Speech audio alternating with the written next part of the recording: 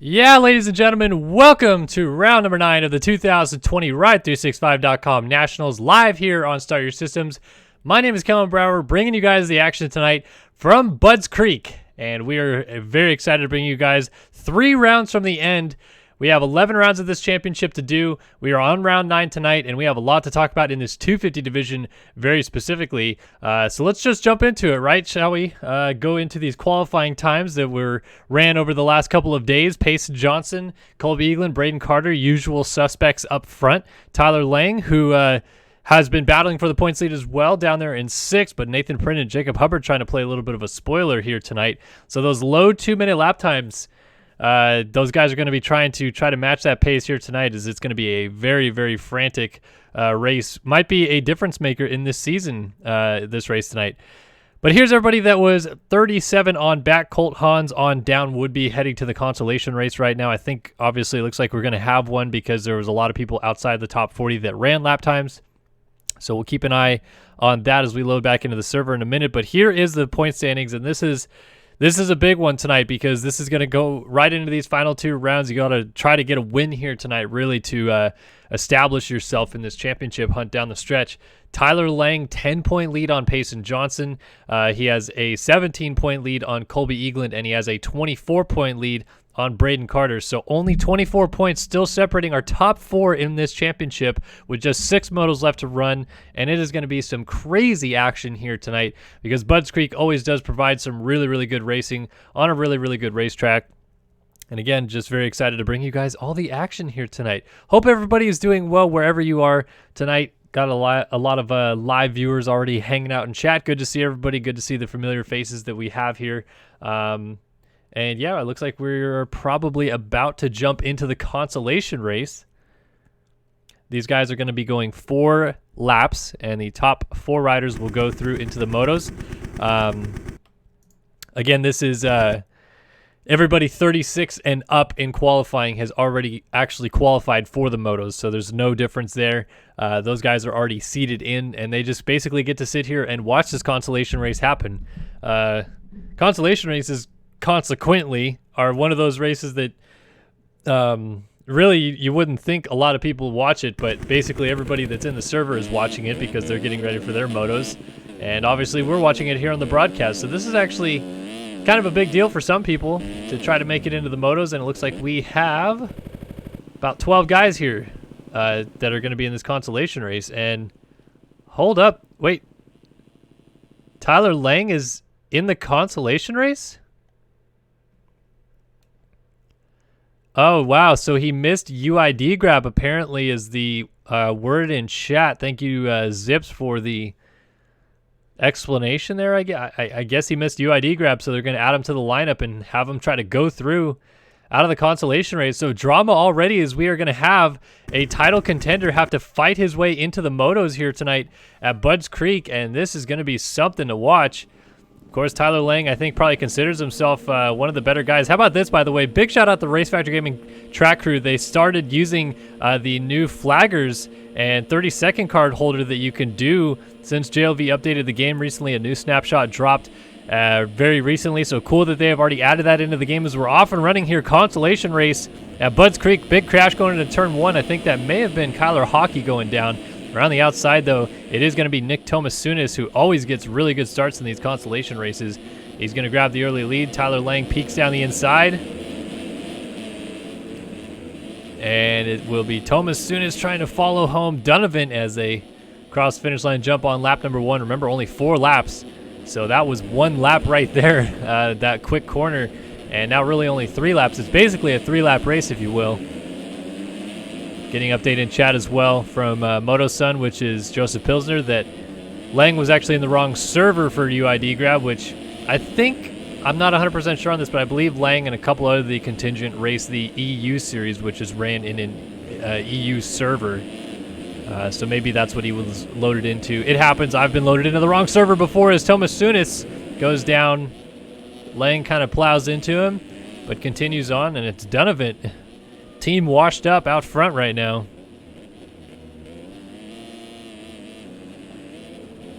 So Donovan trying to pull away from the rest of the field and establish a nice lead.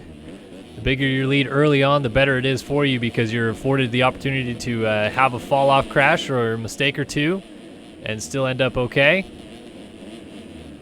So it is Donovan from Lang. Lang is in transfer at the moment. Nathan Guy runs in third, and Tyler Bartlett now rounds out the final transfer spot. And then we got a battle brewing here. Trevor Schaefer, Colt Hans, Chandler Bloxham, Kyler Hockey. Oh, Hockey. Hockey was the rider that went down going into the first corner, and he just went down again down the long downhill. They swoop down here at the bottom of the hill and up this big Race Tech triple. And over the top of this little single. Hard to get. This corner is deceiving. It is a little bit off camber. It's hard to get into some of those ruts. You see Bloxham kind of hopping over some of them as he's alongside of Dylan Love here. And it looks like we got a rider down. It was Nathan Guy going over Henry Hill. Around the outside, Bloxham's trying to make this move on Dylan Love. These guys are battling for 6th. Further up the road in P5, it's Colt Hans trying to chase down Trevor Schaefer on the 194. Tyler Bartlett still up in P3, but Lang, man on the mission right now, I suppose, trying to run down Donovan. At the very least, help his gate selection. Unfortunately for him, as we saw, he was 6th fastest qualifier, which means he was going to go to the line tonight no worse than P6 had he been in the server. And that might end up hurting him pretty big here tonight. You never know. Getting this, at best, 37th gate pick out of the Consolation race. Right now he is in the 38th gate selection for the Motos if he were to go through in 2nd. But this 37th gate pick, if he's able to win this thing, most likely is going to put him pretty far outside. Now, I know some people that end up having lower gate picks as Donovan gets sideways and Lang is going to take advantage. But back to that thought, some people that have lower gate picks, say down in the 20s or so, sometimes don't even pick a gate because they're just so far out there anyway, it doesn't make a difference. So if you're Lang, ideally I think what you would try to do is try to maybe pick a gate in the 20s or maybe even the teens and just hope you get seated in closer to the box.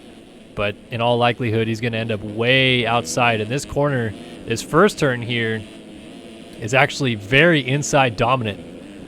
So Lang really at a disadvantage going into the first turn tonight. We'll have to take a look at that when the motos happen here in just a few moments. But Donovan drops back to 2nd. It's Bartlett still 3rd, and Hans has now found his way up into the 4 ride. Dylan Love is trying to charge up from 5th, and it seems like that is the closest contender that we have here because Nathan Guy is another 6 seconds back of him. So it's up to Dylan Love to try to just straight up catch Colt Hans or maybe somebody else. If we might have a rider down. There was a yellow flag waving at the top of the hill there. Is there a rider down at the bottom? No, it seems like everybody was through there fine, so I wonder if perhaps the flaggers are waving because somebody disconnected down there. Always a risky run with flaggers in the game.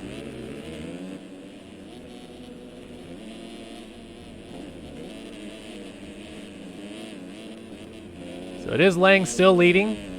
Donovan 2nd, Bartlett 3rd, and Hans in 4th. Dylan Love trying to close up. Just shy of 3 seconds back. Got 1 lap to make it happen. Might just need a bit of a mistake out of Hans ahead of him. But the MXLocker.com 174 slides out and goes down. So that's going to allow Nathan Guy to go back through, but the top 4 now pretty well locked and loaded. Big gap from Hans to Nathan Guy, almost 9 seconds. So just about teetering on the edge of having a fall-off crash in hand. And for those of you that are perhaps new to the Ride365.com Nationals, the Pro MX Simulator Championship, fall-off crash is essentially any crash where your legs fall off the bike. Your hands never become detached from the handlebars in this game, but your legs can. And when that happens, you usually roll to a stop, and your legs slowly creep back onto the bike and pick the bike back up with your legs. And it depends how fast you're crashing, how long the roll is, things like that. But anywhere in the range of 8 to 12 seconds is what you're looking at for a fall-off crash. So Ideally, you want to have more than 12 seconds in hand, but if you're in that 8 to 12 range, you still have an opportunity to fall and get up ahead of a rider coming from behind you.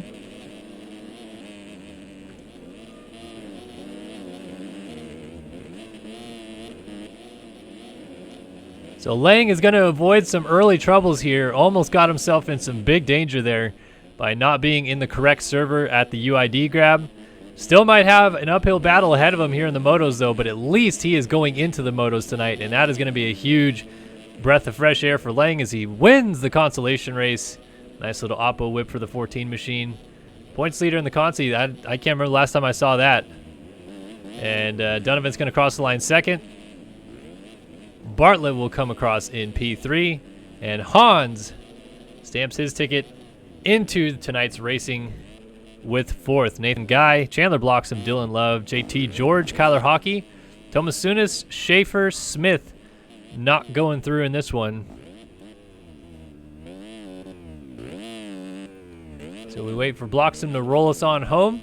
Take a look at cuts to see if anything changes. All likelihood it probably will not. Well, looks like we still, I'm sorry, we have JT George and Kyler Hockey still coming. Man, these guys are actually pretty far back. Oh, and Hockey almost went down. But I did want to, again, just give some quick props, if I can, to the Race Factory Gaming track crew. They added these 3D model 30-second holders. Kind of cool. Their heads even moved like they're like watching the action going on during the events, but you'll see the 30-second card being turned sideways and being ran off the track. But also the flag crew now being spread about the track, and I can show you one that is waving a flag currently because there's a rider down on the other side of Henry Hill. And this is just kind of cool, like 3D models. I get it. It kind of looks like it's from like NASCAR Heat 2002 with the animations and stuff like that, but just really cool that JLV added this feature, and the Race Factory guys very quickly jumped on the opportunity. It looks as though that is Alex Effort's fly helmet, I believe, on this flagger. So just like the Dig Dugs in real life that wear fly, kind of cool there. And just appreciate the work that those guys are able to accomplish in such a short amount of time. So Consi is done, and no changes inside of the top four. So heading into the motos we go. Lang has made it through, and going to be far outside gate pick for him, but he's at least into the motos and has a chance to defend his championship lead. Remember, he has a 10-point lead on Payson Johnson, a 17-point lead over Colby Eagland, and a 24-point lead on Braden Carter. So things kind of spread out amongst those guys a little bit. Lang had the biggest gap in hand, and then it was 7 points. 10-point difference from Lang to second, and then 7 points between each of them all the way back to fourth. Give us a 24-point gap between fourth and first. It's going to be a barn burner down the stretch here, so long as Lang doesn't completely demolish here. Payson Johnson, remember, did lead the point standings for rounds 1 through 7. Won the opener at WW Ranch with a dominant 1-1 victory. And since then has managed the points lead, but it kind of managed himself into the ground, if you will, because Colby Eagland, Tyler Lang charging forward in the second half of this series and passing Braden Carter, and thus moving themselves up into first and third in the standings respectively. Eagland still has a shot at winning this championship, where a couple weeks ago it definitely looked a little bit more bleak.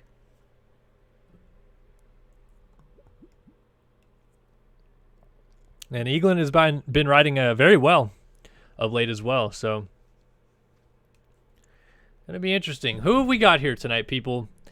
Everybody hanging out in chat. Always curious of your thoughts, who you're cheering for here tonight as well.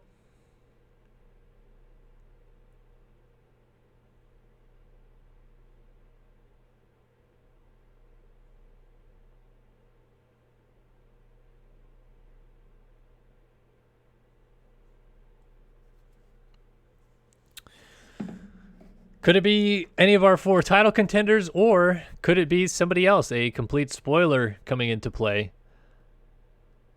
Like we saw Hubbard mixed up in there in qualifying, trying to do some damage here tonight as well.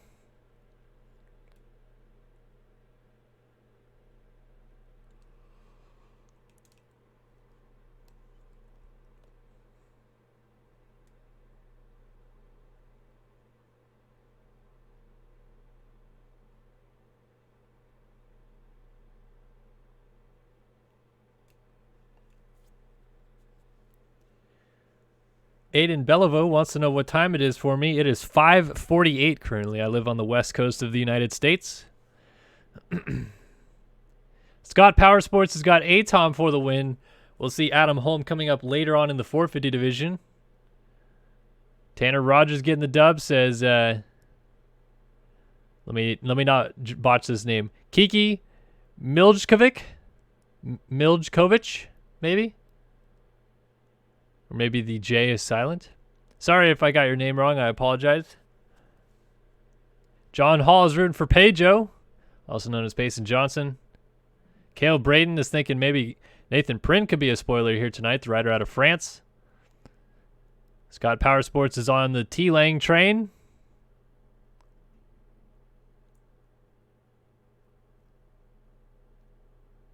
Gavin Brooks also aboard the T-Lang train.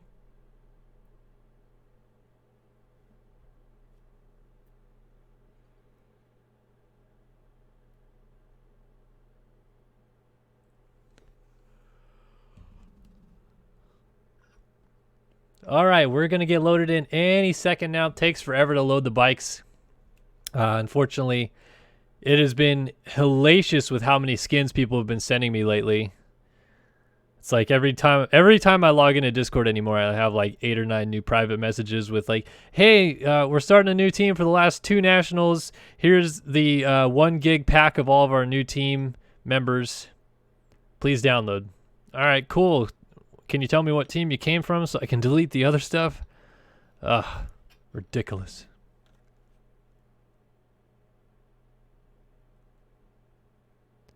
All right. Finally, we got loaded in. All right. Brendan Kennedy says, well, start your systems. So just really quick question for you. Will the ruts become a big factor for a few of the guys who are not at the top of the point standings right now? What do you think? Good question, because the ruts here tonight seem like they are pre-made a little bit deeper than we've seen at other rounds. I think it may become a bit of a factor for some of the midfield battles because guys will be trying to select different lines that aren't as ripped deep, if you will. But I think what it actually might hurt more than anything is lap traffic, because some of the ruts are very long, like in the off-camber here, for example. So you come up on a group of lapped riders if you're the race leaders, and those ruts are getting dug out deeper as the motos go on. It could be pretty tough to hop out of them.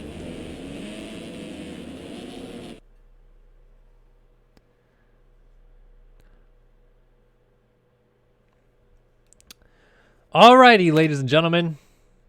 If you haven't already, I'd like to invite you to grab yourself a nice snack, a cold beverage, and sit back and enjoy 3 hours of live coverage here on Start Your Systems. It is Ride365.com Nationals here at Budds Creek, and it is 250 Moto number 1. Hopefully we get loaded in time before the gates drop. Got to load those bikes. Load them.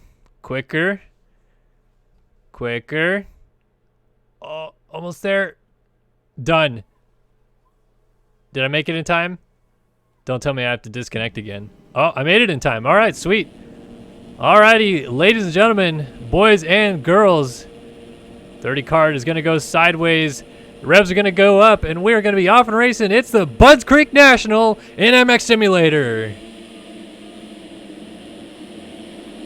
Land rush in that first corner. Looks like a KTM trying to sneak up the inside. He might get there. It is. It's going to be a SwapMotoLive.com KTM, I think, that leads him through. We're trying to get up to the front. It's Braden Carter, the number 32, grabs the Studio 8 whole shit, and his teammate Trevor Spencer went down out of second. Tanner Rogers is right up there as well. He's coming through in second on the 499 Mad Cape ride.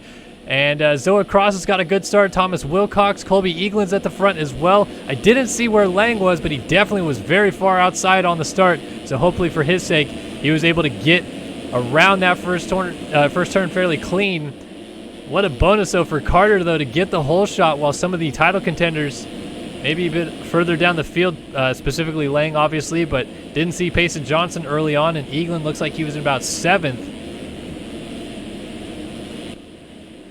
So Carter drops down the hill out of the north side of the valley, I believe it is. And then, oh, bit of a mistake there, but it stands it up.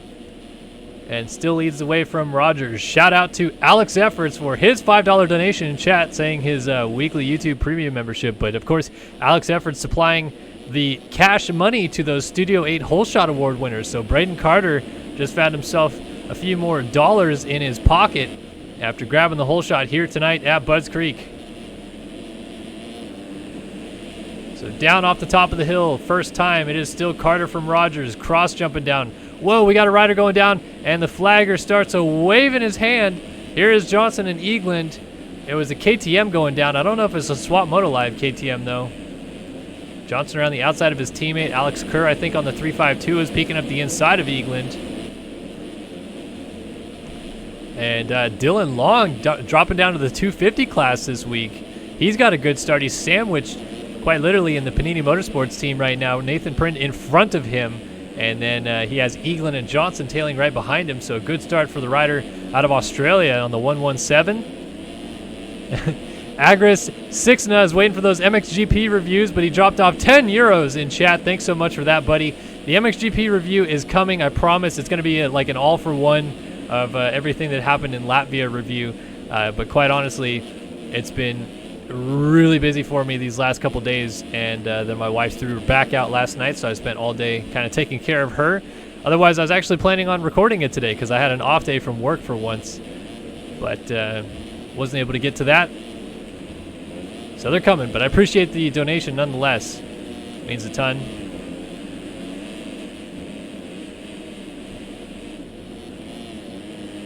So let's settle ourselves back in. It is still Carter leading the way through the off-camber. Zoe Cross right there in second. Tanner Rogers is in third. Adams fourth. Prin up to fifth. Johnson now sixth. Eagland is seventh. Long is eighth. Kerr is ninth. And Peter Like rounds out the top 10. I still have not seen the number 14 machine flashing across the top of the screen just yet on the leaderboard. I think it must be outside the top 20 then, as Peter Like and, oh man, going off the side of the track. I think it might have been Benjamin Saves that was down at the top of the hill.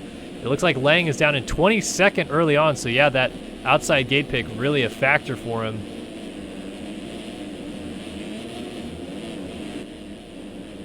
So Adams leading a bit of a freight train right here. Actually kind of separated just as I got to it, so Nathan Prin lost some time. Look at these guys doubling down the hill. Oh man, and they land so hard.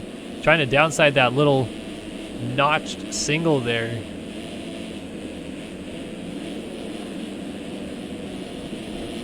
So the Panini teammates trying to go with each other a little bit here towards the front.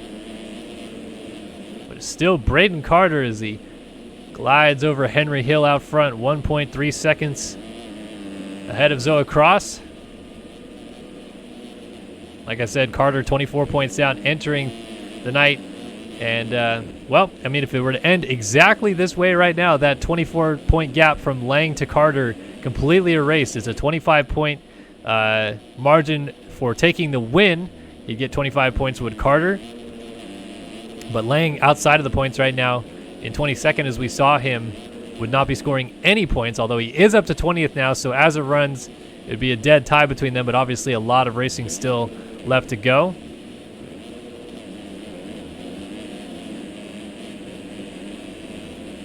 Cross doing a really good job here early on this MXLocker.com number 49 Yamaha of just keeping tabs with Carter out front. Oh, that's not going to help his case, though.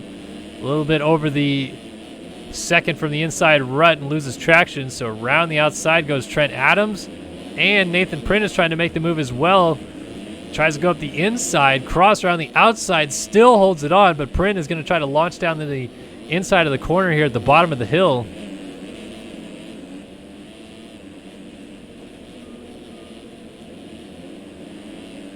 Yes, Alex, he certainly was. As mentioned, team hopping. It's been awesome to download 78 packs the last couple weeks here.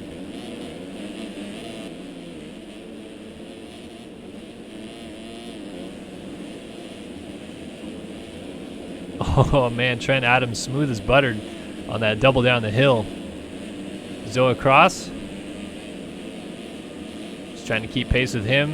And then the teammates, Eagland and Johnson, side by side.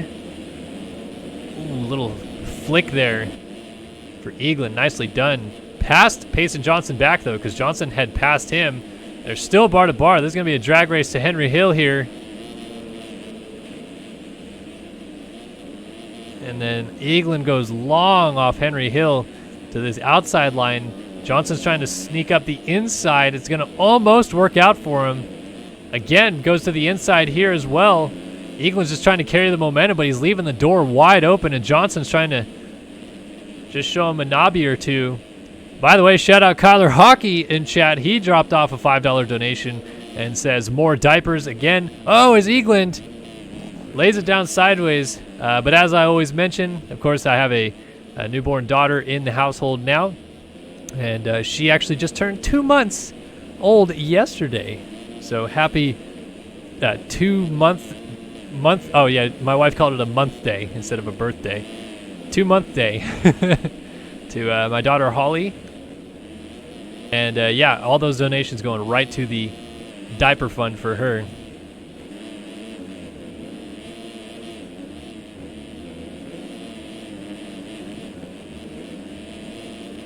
So Johnson able to make the pass on his teammate after that little mistake out of Eaglin. He's going to try to set sail on this little trio out front. Still Carter, Adams, and Cross. Good ride so far for Trent Adams on the QM1 number 50. Just trying to settle into a bit of an early pace here and stick with the leaders the best you can do, and he might actually have a shot at going to the lead here. He will, in fact, because Carter was down in the off-camber. Oh, and over the top, Carter doubles down the hill and gets it right back. Power move there for the 32 SwapMotoLive.com ride. Adams trying to swing around the outside, turns to the, well, again to the outside because the next corner is a left-hander. A little battle for the lead here, though, early in Moto number 1 at Budds Creek. Braden Carter and former teammate Trent Adams. Carter jumping over to the SwapMotoLive.com KTM effort this past week. Oh, and he's going to go down at the bottom of Henry Hill, so Adams is going to take the lead away from him. And Trent Adams looking for his first career moto win. Shoots to the front at Budds Creek.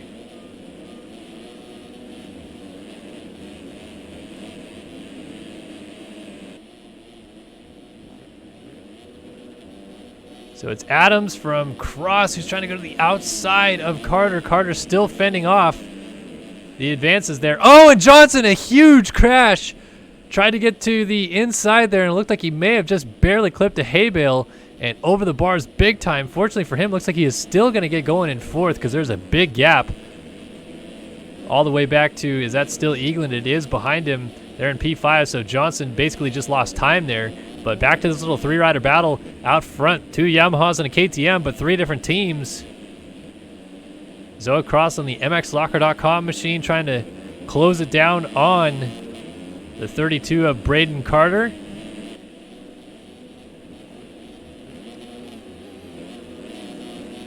Trent Adams leading this. Actually opening up a bit of a gap now on Carter. So has some breathing room. All the while Cross trying to find an opportunity to sneak up on Carter and make a pass on his own.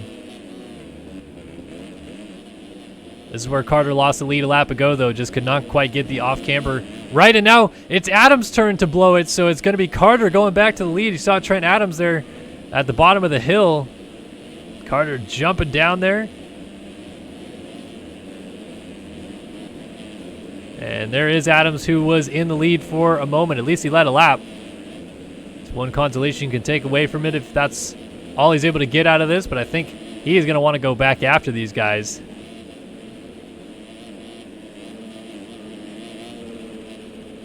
And shout out to Chucky Nygren in chat, $5 donation from him. He says, thanks for keeping me occupied every Wednesday night. Absolutely, Chucky. Glad that you're here. Glad everybody's here, obviously, but a big shout out to Chucky for the donation. Really appreciate that, buddy. And hopefully you're having a wonderful evening here. Wednesday night action of the Ride365.com Nationals in MX Simulator.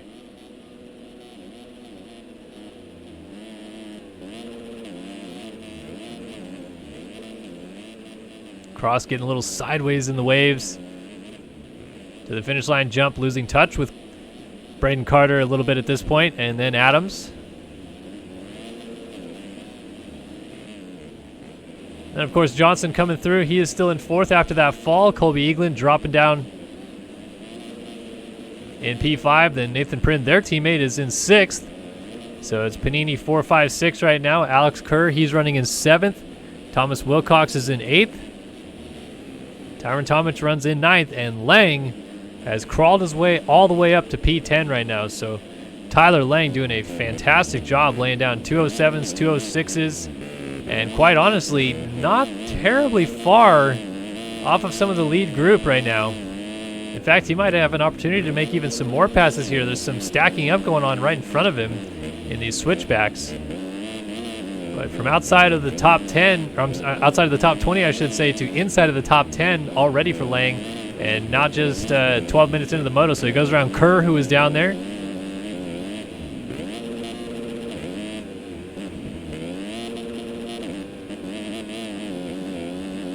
Up to P9 is Lang.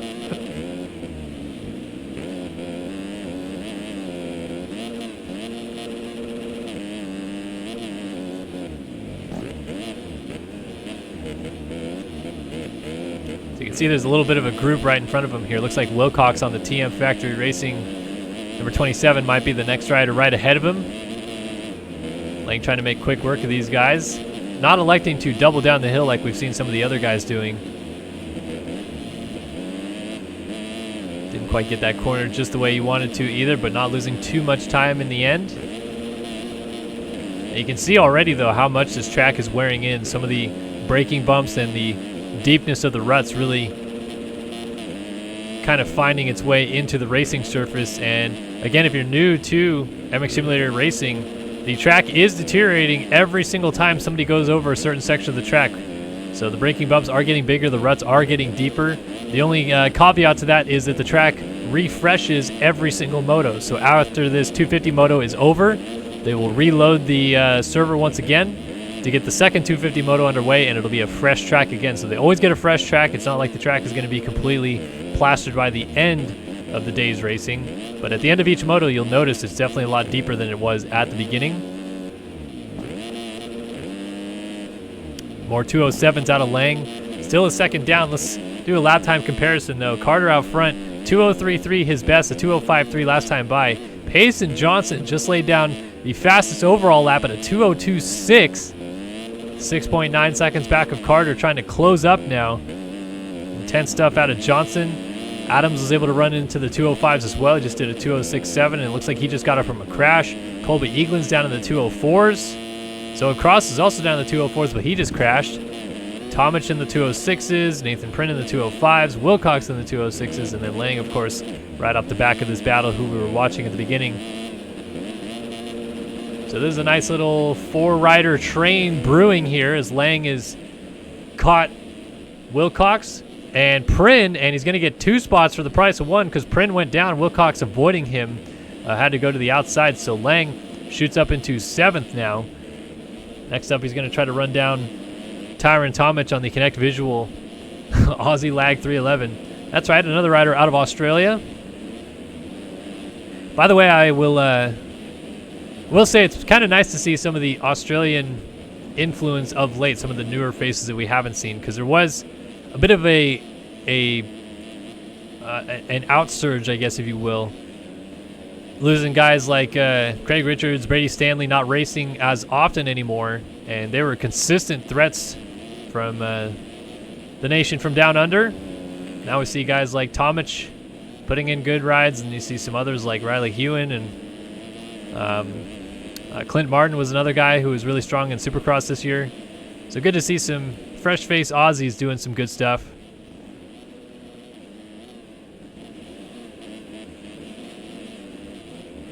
So a quick look at the gaps real quick. Here's Carter through the off-camber. And that is a lapped rider. Looks like might have been Dylan Love. Oh, Johnson off the track back there. So there is Payson Johnson just... Oh, and he goes down right in front of our camera here. Johnson off the side of the track goes down. So now he loses a spot there to Eagland. Eagland goes up to 2nd. You can see how big these gaps already are from our leaders. Carter has got a big lead now established. There is 4th, that's Zoe Cross. 5th is Tomic. 6th is Adams, and 7th right here, Tyler Lang giving chase to him.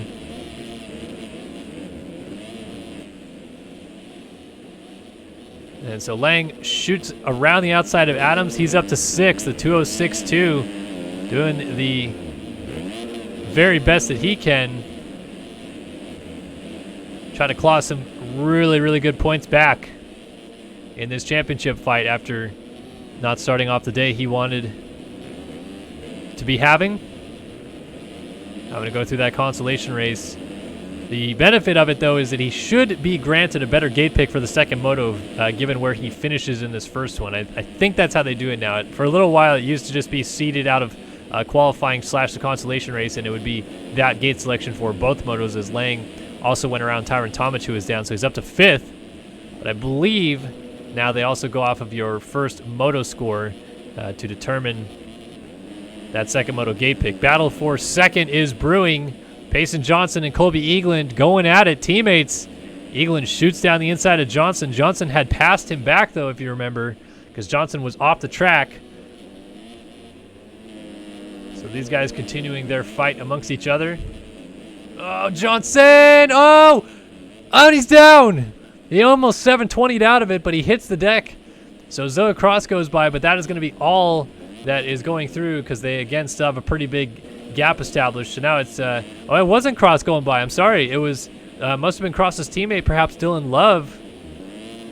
Interesting. Oh, it no, I'm sorry. It's Payne on the 114, I think. So anyway, Johnson was down again, and there you have it. Tyler Lang is now suddenly gaining points on one of his championship rivals after starting in 37th in this race, or with 37th gate pick, I should say, but outside of the top 20. And he's ahead of Payson Johnson, who, remember, is 10 points down of him in the championship. So that is points gained on Johnson right now, still losing points to Carter and Eagland in the grand scheme of things. But I think he'll take the fact that he's ahead of Johnson over that situation. Johnson trying to fight back on him, though. Has a peek down the inside here. Almost bar to bar. Lang might have another inside option. No, Johnson shuts the door. So actually, the way it is right now, there's a couple riders mixed in between them, but it literally is backwards of the championship scenario. Lang, who is your points leader, is scoring the least points of the top 4. Johnson, second in the championship standings, is scoring the 3rd most points. And then Eagland, who is 3rd in the championship standings, is scoring the 2nd most points. And then, of course, Carter leading the race, scoring the most points right now. So before I get too deep into this moto, let's go ahead and do ourselves a quick top 20 rundown. This one's brought to you by Tagger Designs, longtime sponsor here of Race Factor Gaming Action and MX Simulator. But TaggerDesigns.com if you want to get a custom painted helmet or a helmet wrap or a bunch of apparel and other cool items over there. Head over to TaggerDesigns.com today. Like I said, longtime sponsor, and you should help the sponsors that support our little niche video game here as much as possible. So Tagger Designs, hit them up today. And this is the Top 20 Rundown brought to you by them. Braden Carter, SwapMotoLive.com, number 32, continues to lead the way from Colby Eagland on the Panini Motorsports, number 24. Zoe Cross on the MXLocker.com, number 49, sits in 3rd. And Payson Johnson on the Panini Motorsports 351 runs in 4th. Tyler Lang has crawled up into the top 5 on the MV Films, number 14, your current points leader. It is 6th for Trent Adams, former race leader on the QM1, number 50. 7th for Thomas Wilcox on the C4 Designs TM Factory Racing effort. 8th for Nathan Prynn on the Panini Motorsports number 130. 9th for Tyron Tomic, I guess, even though he's definitely ahead of Prynn right now. So it's actually 8th and 9th for Prynn. 10th right now is Alex Kerr on the Takatoji number 352. 11th for Tanner Rogers on the Mad Cape number 499. 12th is Dylan Long on the 117. No team for him this week, though. 13th for Jaden Wilson. I believe another rider out of Australia on the SwapMotoLive.com, number 720. 14th for Maxime Vanderbeek, the rider out of Belgium on the Elevated Motorsports 151. 15th for Joseph Pilsner, privateer effort on the 58. 16th for Noah McLaughlin, another privateer out here on the 124. 17th for Seth Garrett on the BlastMX.com, number 92. 18th for Cooper Hunt on the number 304 privateer effort. 19th for Casey Cochran on the BPC number 266. And rounding out the top 20, playing caboose, it's the locomotive, Peter Like on the MB Films number 83. That is a top 20 rundown brought to you by the folks at Tagger Designs. We're getting requests in chat aplenty to take a look at Dylan Long, so here he is, the Pink Panther himself. Always running some super vibrant gear is Long. Interesting to see him drop down to the 250s this week. He has been a consistent 450 guy this year. Sometimes he's even battling inside of the top 10 for points in the 450 class, but this time drops down to the 250 class. Maybe he just saw an opportunity to maybe battle up for a few more points.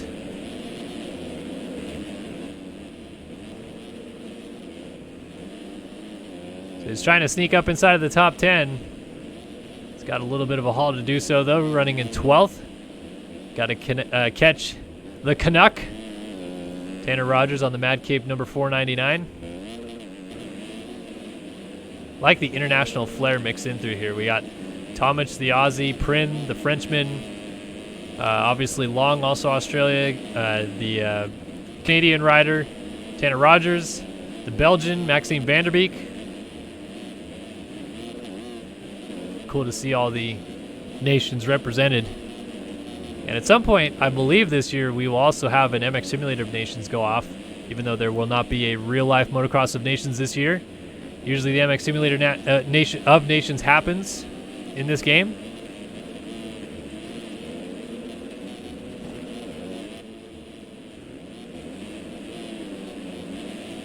So it's still Carter, Eagland, Cross, Johnson, Lang. I think Johnson may be the one on the move, though. 2:08.3 last time by, but he's got the gap down to 5 seconds to cross ahead of him. And now it's even going down even faster, about to under 4 seconds already. I couldn't even finish my sentence trying to talk about going down to about 4 seconds before it was under 4 seconds.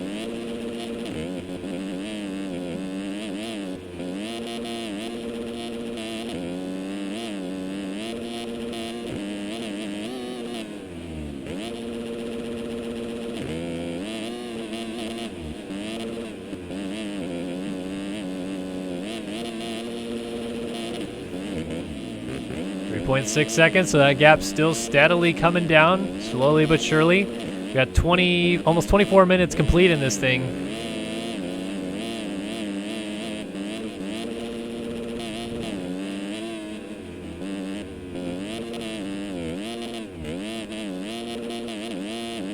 Yes, I do also know, by the way, that Dylan Long is a ridiculously good real-life ripper in Australia and has raced Australian Supercross and Australian Motocross.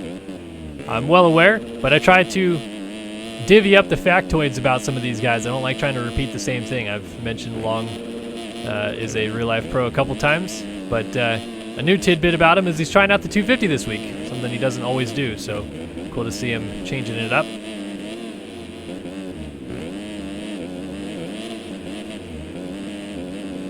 Gap's still coming down almost to that 2 second mark. You can definitely see Cross ahead of him.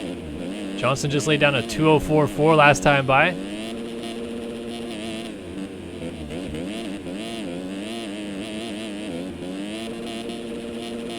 Under 2 seconds now, and the gap continues to come down. Johnson on a mission here, trying to get up to third. He's lost Lang from behind him. Lang was obviously like right on his heels at one point, but Lang's nowhere close to him anymore, so it's all Johnson just charging forward at this point. Cross still launching down the hill. Johnson elects not to this time, and it costs him a little bit of time.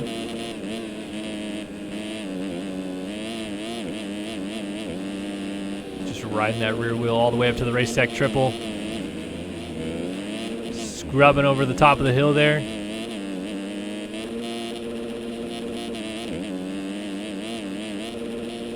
And all the way up to Henry Hill.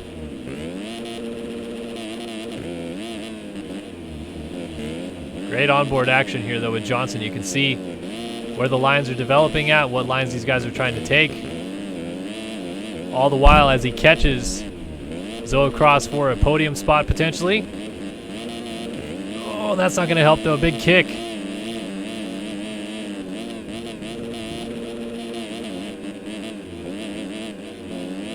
26 minutes gone, 4 minutes and 2 laps still to go. And we're watching Payson Johnson just stalking Zoe Cross right now. Trying to get up to him and maybe make a pass here.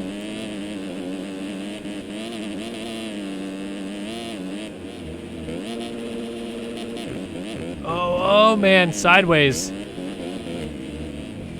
And gets a little high-centered on the rut there. Veteran move though there for Johnson. In this situation, he's trying to gain those points, and instead of still pushing the envelope, still pushing hard there. Is that?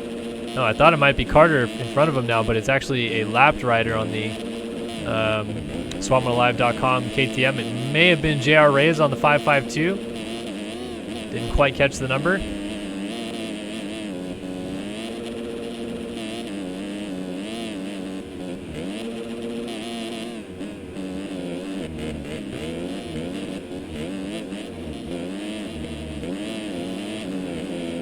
Johnson is so close. He's got to be eyeing up an opportunity at this point. Try to make something happen on Cross. Again, Cross launching down the hill and Johnson not, and that is a difference maker here in a spot where Johnson could potentially think of a pass, and Cross just opens it up even a little bit more. So when they get back to the top of the hill on the other side, Johnson's still not close enough to try to make a desperation pass down the inside or anything along those lines.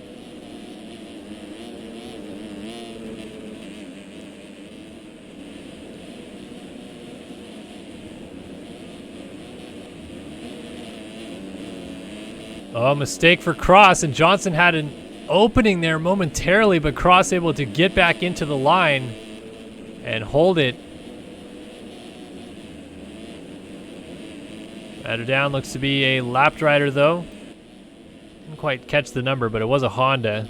Oh, Cross up and over and goes down. Now is he going to lose a spot to Lang? I don't think so. I think he's going to get going about 2 seconds here, 2 or 3 seconds before Lang finally gets there. But what it will do for sure is allow an opportunity for Lang to really close up and maybe even move into fourth before this is over. We got a minute and a half left on the clock. And, oh, a change for the lead has happened. Eaglin is to the front on Carter. So remember, Eaglin's 17 points down of Lang in the championship. And as it runs currently, gaining 9 points on Tyler Lang. Braden Carter would absolutely love to get those points, though. In 24 points down, a 9-point swing for him pulls him within 15.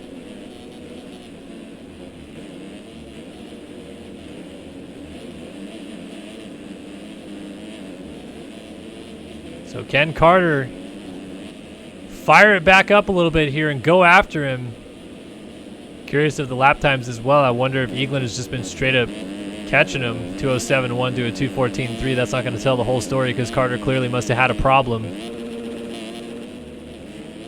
So Carter going to put his head down here, get that fire lit in his belly, and go after Eaglin ahead of him. This is actually also going to be very close to the line for the 2-lap board. I think, actually I believe they will indeed get the 2-lap board this time by. Yeah, because there's only going to be 10 seconds to go right now, and there's still a couple corners before the finish line jump. So 2-lap card coming out this time by at Budds Creek, moto number 1 of the 250 class.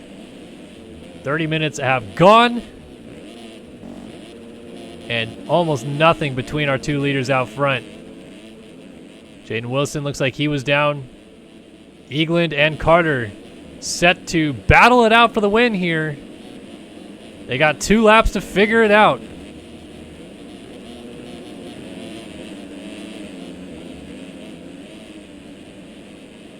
Drag race up the hill out of the center of the circuit there. Carter hard on the brakes. Eaglin gets to that inside rut and nails it very smoothly. Carter a little mistake. Now he's going to try to cut over to this inside line. A little bit sketchy there to try that one, but made it work.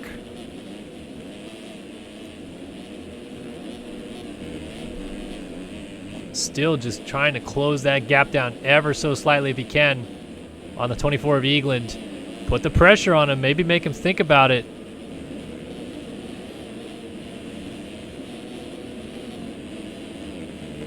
Eaglen a mistake, and there it is.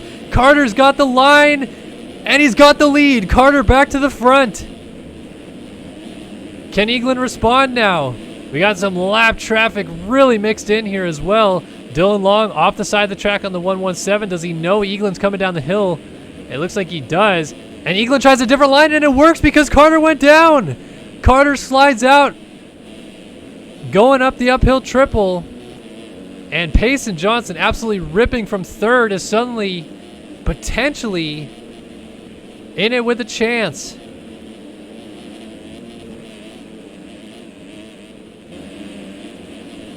So Eaglen off of Henry Hill, Carter still right in tow. And now off of Henry Hill behind them is Johnson.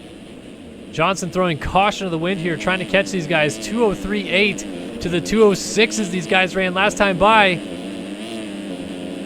And the lap traffic, oh my gosh, it's everywhere right now. This is, looks like Spencer on the 192, Smith on the 4. There's somebody else. Is that Cole Hans, I think, actually. And Eaglen's trying to find his way through. White flag is waving here at Budds Creek. Eaglen leads, and the first of the Swap Moto Live KTMs coming through now is going to be Carter. He's got to get around these lappers as well. Inside on Hans. He's right there on Eaglen. Jeremy Smith to the outside trying to move out of the way. And does. Eaglen a mistake. Carter to the inside. Back to the lead. Carter takes the lead again. But he blows the inside run around the outside. Eaglen goes to try to get the lead back. And Eaglen takes it back. Frantic action here at Budds Creek for the Moto 1 win. And remember, Johnson is lurking back there if these two get together. More lap traffic. It's Cochran on the 266, a mistake for Carter. He gets hung up in the rut a little bit, and Eaglen gets around Cochran just up the road. So now does Casey Cochran move out of the way here for Carter? And he does. Very nicely done.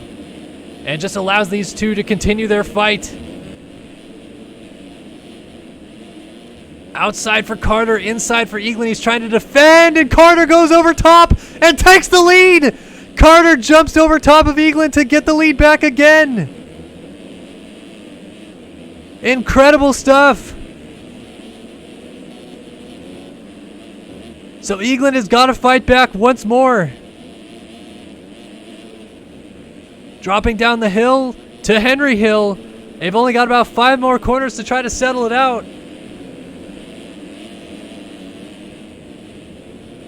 Carter to the outside. Eaglen follows suit. Just trying to charge up behind him.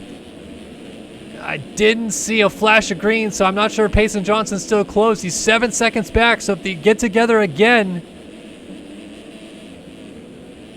it could flip the script, but it's 1 turn to go. He's got to get the sweeper clean. And Braden Carter will survive the barrage of attacks from Colby Eaglen, and Carter wins Moto 1 here at Budds Creek. Eaglen right behind him in second, 7/10 down at the line. Johnson crosses the line third. And how about this? It is exactly going to be a complete flip of the order that they are in the championship. So Carter entered the night 4th in the championship. He wins the moto. Eaglen entered the night 3rd in the championship. He's going to finish 2nd. Johnson entered the night 2nd in the championship. He will pick up 3rd. And your points leader, who had to go through the consolation race, Lang, ends up in 4th in this one. So it constricts the title fight amongst all of them that much closer. Adams down out of 5th in the final corner. Tomic is just going to fall short of getting there, but he might have the opportunity to get him on cuts if he keeps it close. So Adams crosses the line. A valiant effort to get 5th there. Tomic is going to get 6th in this one, and Prin ends up in 7th. Cross will come across the line in 8th. Alex Kerr trying to hold off Wilcox for 9th, and he will do so. Wilcox ends up 10th. Tanner Rogers dropping down the hill. Looks like he should be 11th. Seth Garrett right now is in 12th. By the way, shout out to Carter Anderson, who I missed because of that frantic action, but he donated $1.99. Says, hey, do you remember me? Of course I do. I remember all of my lovely people who come here and watch these races. You guys are the freaking MVPs. So thank you again for the donation, Carter, and hopefully you're having a lovely evening. Looks like Seth Garrett's going to wrap up 12th here, no problem. Cooper Hunt trying to hold out Benjamin Saves.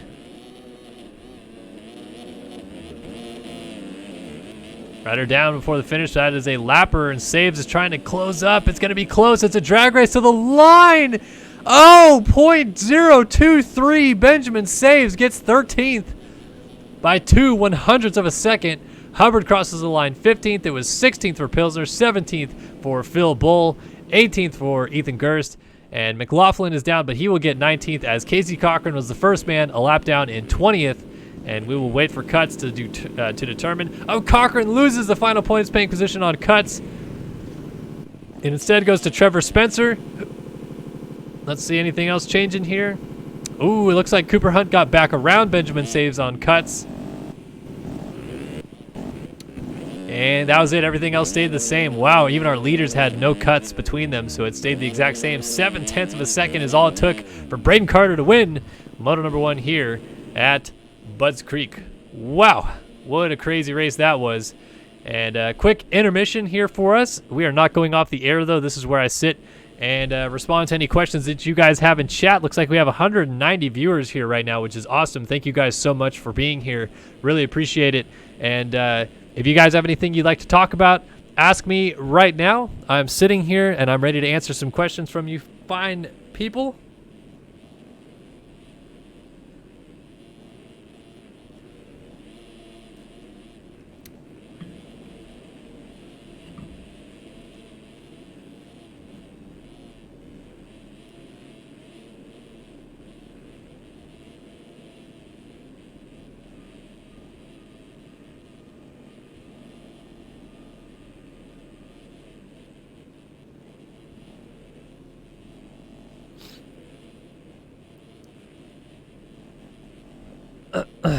Alrighty, so the Reed 34 wants to know where's a good place to watch MXGP races. I think a couple people like bootleg it on Twitch and stuff like that, but I watch it on mxgptv.com.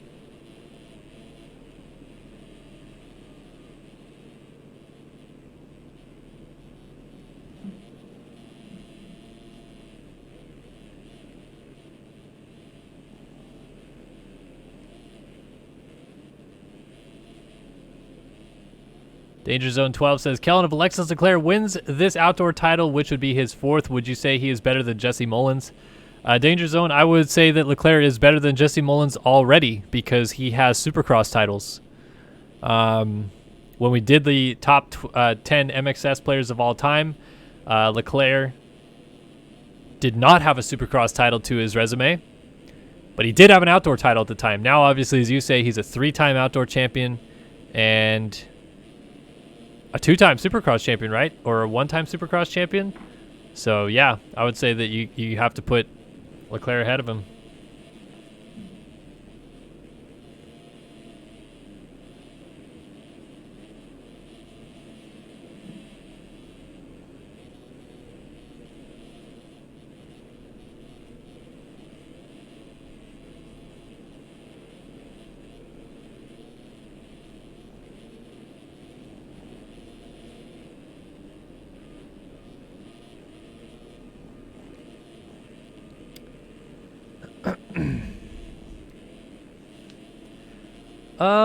Let's see.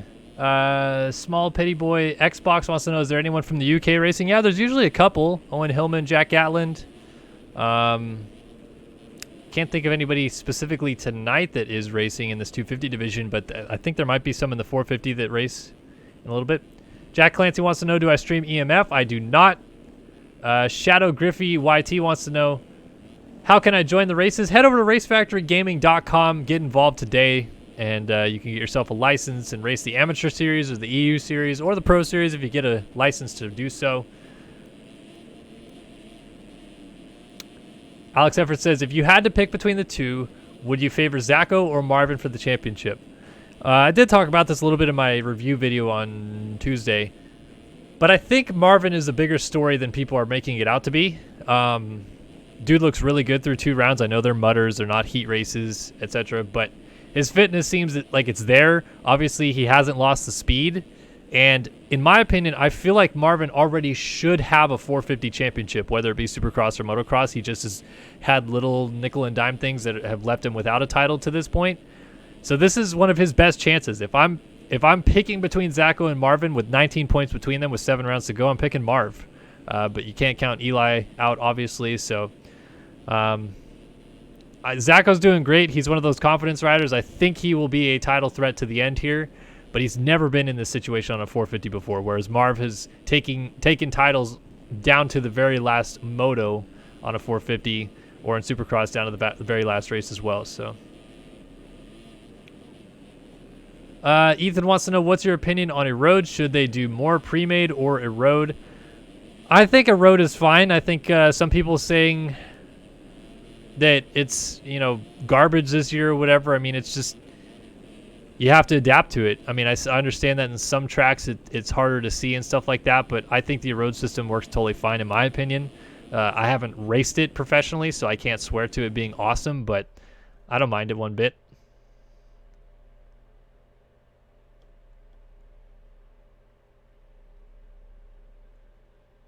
I've never ridden a track in Canada, Aiden.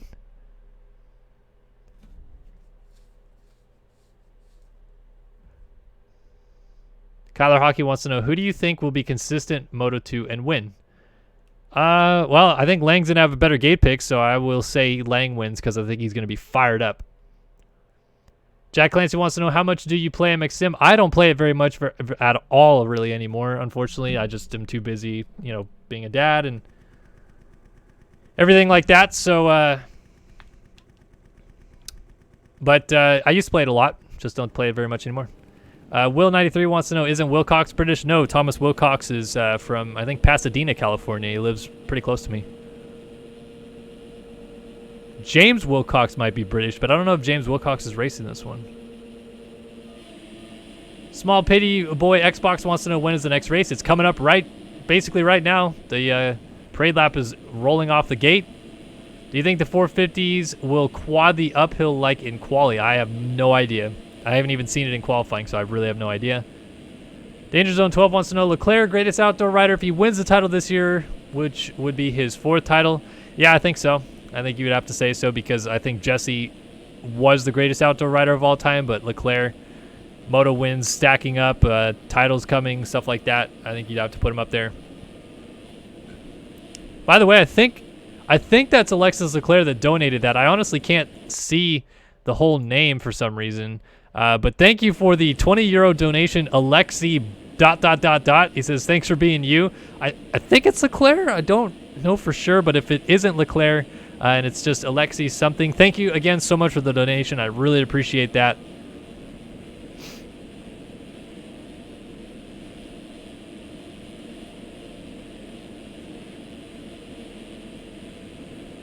The 3D flaggers are funny. Yep.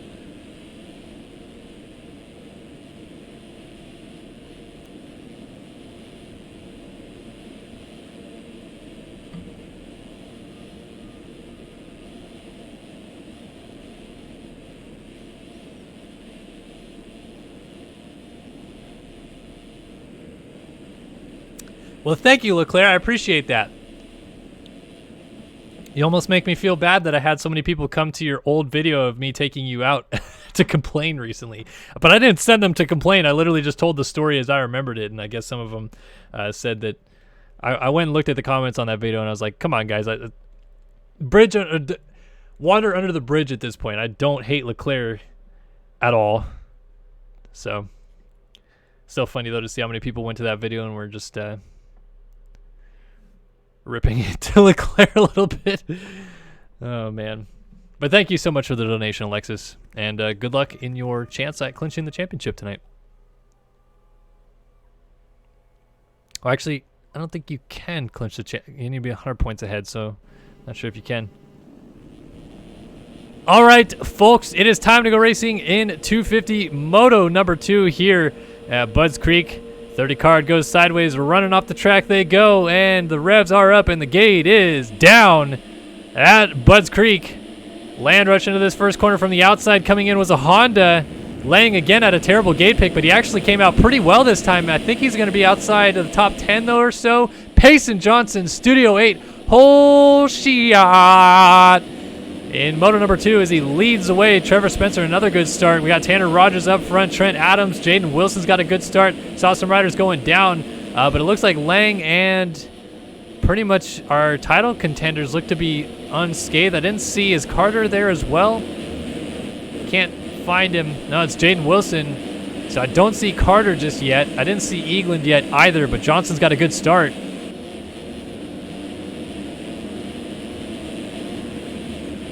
So a good start for Lang this time, unopposed to the last moto.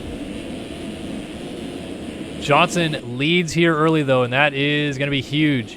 So a quick update on the points tally after that first moto. Carter, with the win, picked up 7 points in the championship, so he's now 17 points down.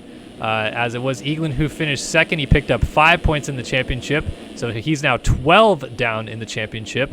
And Johnson, who finished third, picked up 2 points, so he is now, he's now 13 points down in the championship because he picked up 4 points, did Eagland. And Johnson picked up 2 points on Lang in the championship, so he's now 8 down. So Johnson 8 back of Lang, 13 back of Lang is Eagland. And yeah, I did that math right. Okay, so Braden Carter is 17 back, Eagland 13 back, Johnson 8 back, and Lang still with the points lead after moto number 1. So Johnson pulling away early. Trevor Spencer and Tanner Rogers set to go to a bit of a battle here for second. Launching down the hill into those ruts and scrubbing over the top of Henry Hill there. So across, right up mixed with these guys as well. Let's see, running across the top of your screen, that leaderboard. And Eagland down in 24th right now, so a tough start for the number 24 machine. Still have yet to see Braden Carter's name flash, but I did see a lot of SwapMotoLive.com KTMs in about 10th. So I wonder if that might have been him. As down goes Spencer out of second, and that's going to move Rogers up to second. Cross is now in third. Hubbard around the outside goes into fourth. Trent Adams moves up into fifth, and there is Spencer now in sixth. Jaden Wilson seventh, Garrett eighth, and ninth for Lang. Jeremy Smith up inside of the top 10. Wilcox is 11th, 12th for Benjamin Saves. And Carter is in 13th, so not as bad as Eagland, but not ideal compared to what we saw out of the first moto with Carter starting out front. He's got a long road ahead of him. How about this battle, though? Lang off the back of it. We got some SwapMotoLive.com teammates of Wilson and Spencer trying to catch up to Trent Adams. Seth Garrett on the 92 is in there. And then, of course, Lang on the 14, those red plates. Inside move for Lang is going to get the pass done on Garrett.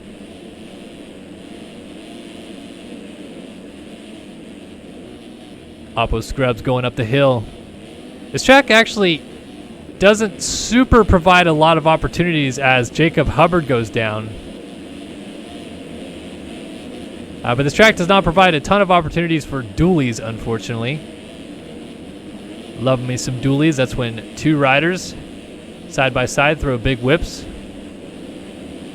You get three riders. It's called trilees, quadsies, etc., etc. But we usually see dualies because usually guys get side by side and then they get cranked on these jumps. Not too much here though at Budds Creek though. Not a lot of big jumps to do so. So maybe you have some dually scrubs on Henry Hill perhaps, or maybe a couple layovers here and there.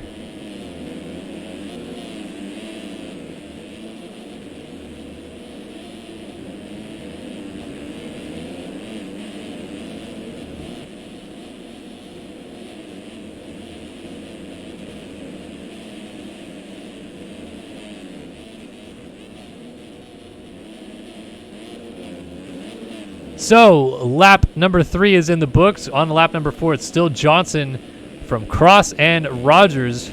Cross goes down. So, Rogers able to skirt through. Cross as Adams goes by and is at Jaden Wilson going through before Trevor Spencer also makes the pass. And then Tyler Lang sneaks up into the picture. So, for what it's worth, this moto, it looks like the First and second riders in the championship are having a little bit better luck than they were in the first moto. Johnson had to come from fairly far back, and Lang came from way back to get up to fourth. Now they are starting out front comparatively to Eagland and Carter in the championship scenario.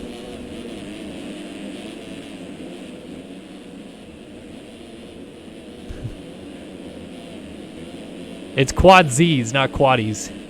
Quad-Zs, tri-Ls.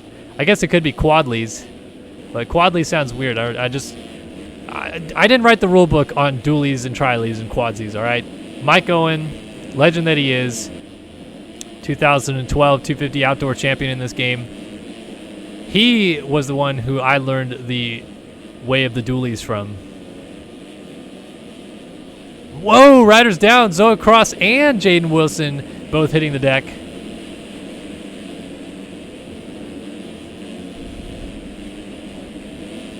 They both get going just before Tyron Tomic gets there.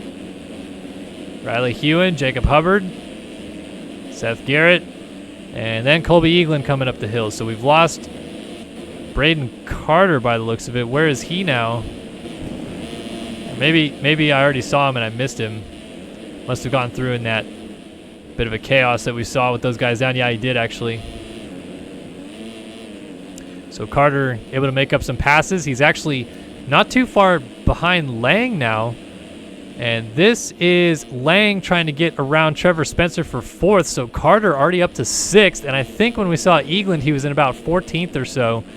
So those guys already starting to make some passes as Spencer trying to defend here from Lang, I should say. Still early runnings here in 250 Moto number 2 at Budds Creek. Round 9 of the 2020 Ride365.com Pro National Championship in MX Simulator. Look at this. Carter has caught Lang. Braden Carter has come to play here at Budds Creek. And he has found the right time to do so because he needed to claw his way back into the championship fight. 24 points down entering, 17 points down after that first moto win. Lang trying to get to the inside of Carter's teammate, bounces off of him. Carter gets into Lang and puts him down. Carter puts Lang on the deck, and there goes some more SwapMotoLive.com riders. There goes Zoe Cross. So a few riders now separating Braden Carter and Tyler Lang. So Colby Eagland is going to come through here and see that he's much closer now to Lang, the points leader. It's really tough to tell whether or not Carter did that on purpose or whether he just popped out of the rut, but either way, it's going to help him in the championship because obviously going to fourth as Lang drops down to 8th now, and Eagland just moves up into 11th as Hewen hits the deck. Jeremy Smith still inside of the top 10. So Hubbard is 9th, Lang is 8th, Cross now in 7th. It's 6th for Jaden Wilson, 5th for Trevor Spencer. And their teammate on that SwapMotoLive.com, number 32, has moved up to 4th. Trent Adams putting together a solid day, 5th in the first moto. He's 3rd right now, still tailing Tanner Rogers in 2nd. But nobody is catching this man right now. Payson Johnson blistering pace out front. Big lead, 2:02.6. He's got a 12-second lead right now. Oh, that's not going to help his case. All kinds of sideways exiting the center of the track there.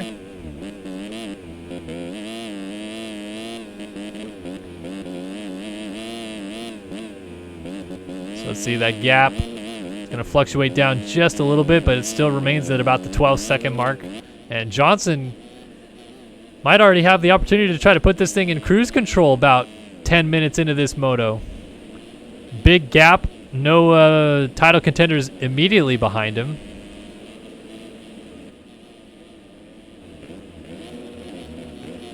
And Adams has passed Tanner Rogers for 2nd.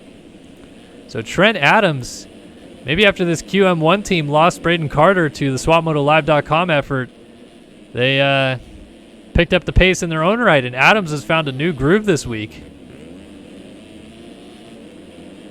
So currently running 2nd in this moto would be 5-2 for him. Definitely good enough to end up on the podium overall, but we'll have to wait and see how things shake out. Rogers is still there in 3rd, and Carter is absolutely charging right now. He is in fourth, but he's catching this little duo ahead of him. 205.1 to a 207 dead and a 205.8, so he's definitely catching Rogers. Look at the right side of your screen, though. That green dot literally all by itself out front. That is Payson Johnson.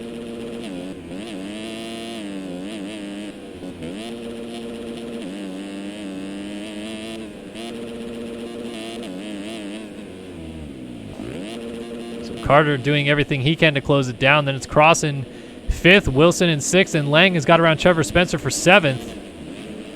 So Lang continues to try to march his way through the swarm of SwapMotoLive.com KTMs.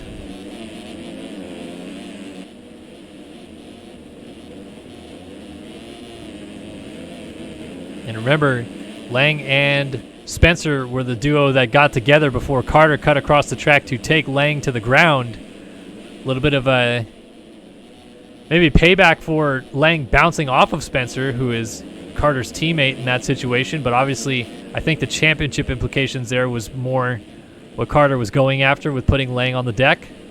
Either way, Lang still has another Swap Moto Live rider to work around in Jaden Wilson here. Zoe Cross just in front of these guys.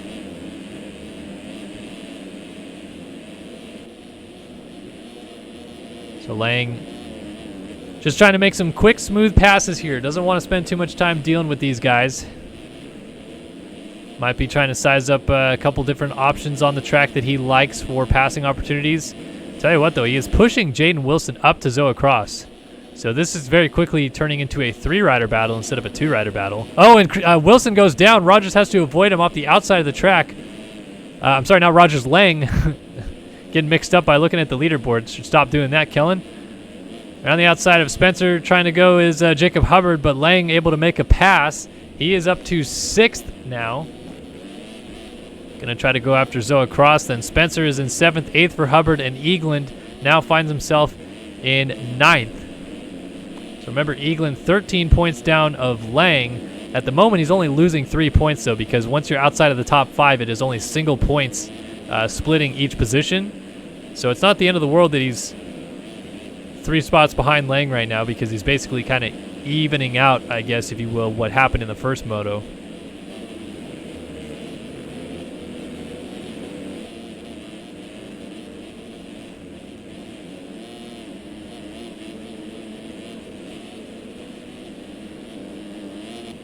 Eagland trying to catch up to Spencer. Looks like Hubbard was able to get around him. And Lang going to work on Zoe Cross here.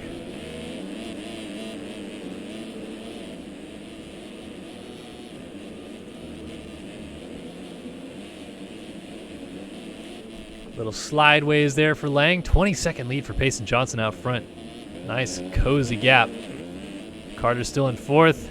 Lang in sixth. Eagland now in eighth. So it's 1, 4, 6, 8 for the title contenders right now, but that is not in the order that they are in the championship either. So this is actually going to be a much bigger points swing than we saw in the first moto if all else stays the same. A lot of racing still to be done, but Lang going to work on Zoe Cross for fifth. And Cross goes down. Lang hits him and is able to skirt on through. So Lang around Cross. Here comes Spencer and Eagland as well. Just as Cross gets going, Eagland is going to get there. So Lang up to fifth. Eagland from eighth trying to go to seventh on Cross.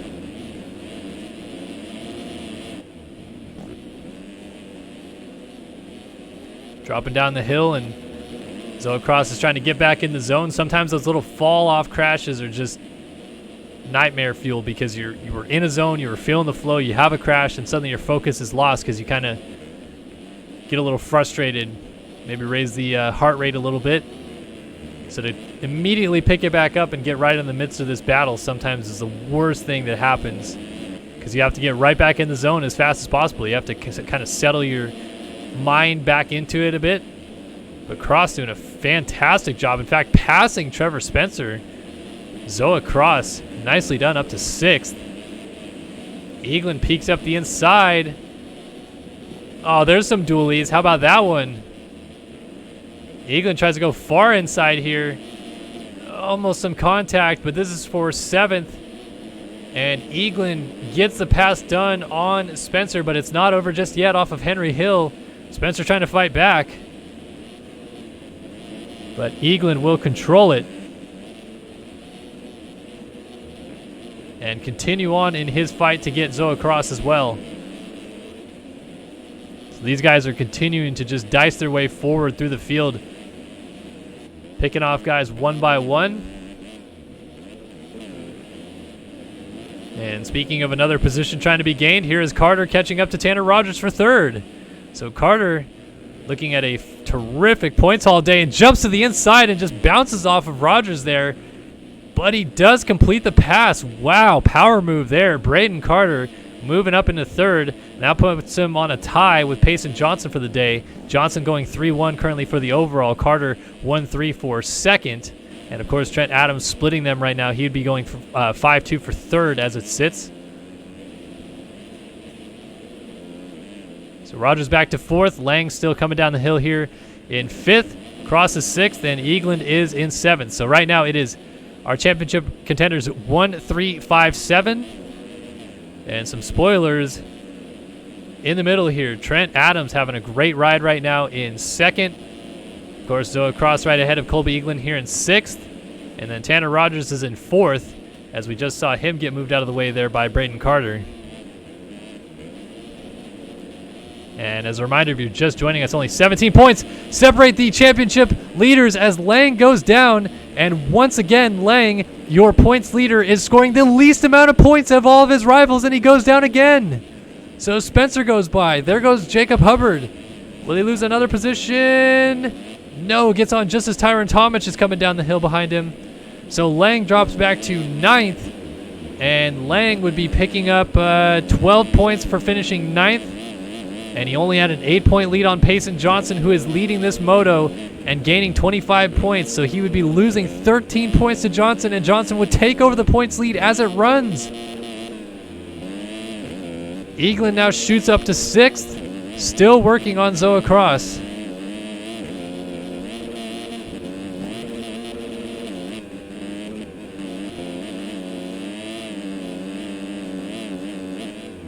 Trying to look up the inside here, the 49. Cross goes to that outside line, and they both roll, and then they're trying to do double down the hill. And then up to the finish line jump there. 2:04.6 to a 2:05.9, both of them running a blistering pace, but Eaglin finding his mojo at the moment.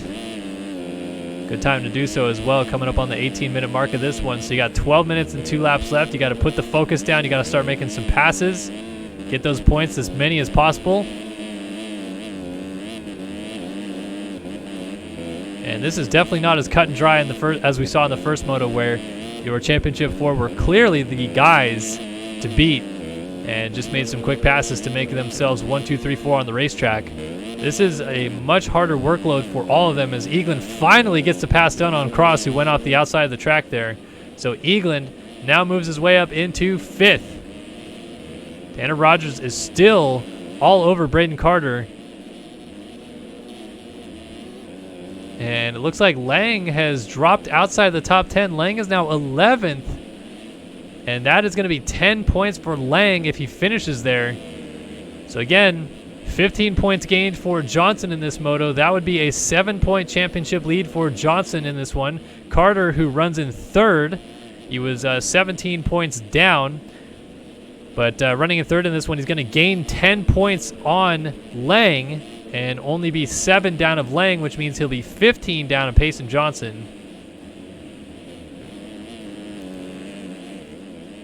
And then, of course, Eaglin just moved up into fifth, which is 16 points. And again, 6 points gained on Lang. He was 13 down. He'll be 7 down of Lang. And tied with Braden Carter, 15 down of Johnson. So 15 points, provisionally speaking, separating your top four in the championship, as Payson Johnson very well may be on his way to gaining those red plates back on his bike here tonight at Budds Creek.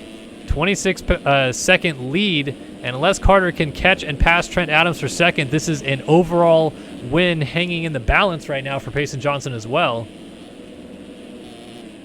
This 250 championship is insane, and it looks very well like we were going to have it go to the finale with all 4 of these guys still alive for the championship. So now that we are 20 minutes down and all the championship scenarios have been thoroughly hashed out, let's go ahead and do a top 20 rundown and see what else we've been missing throughout the field.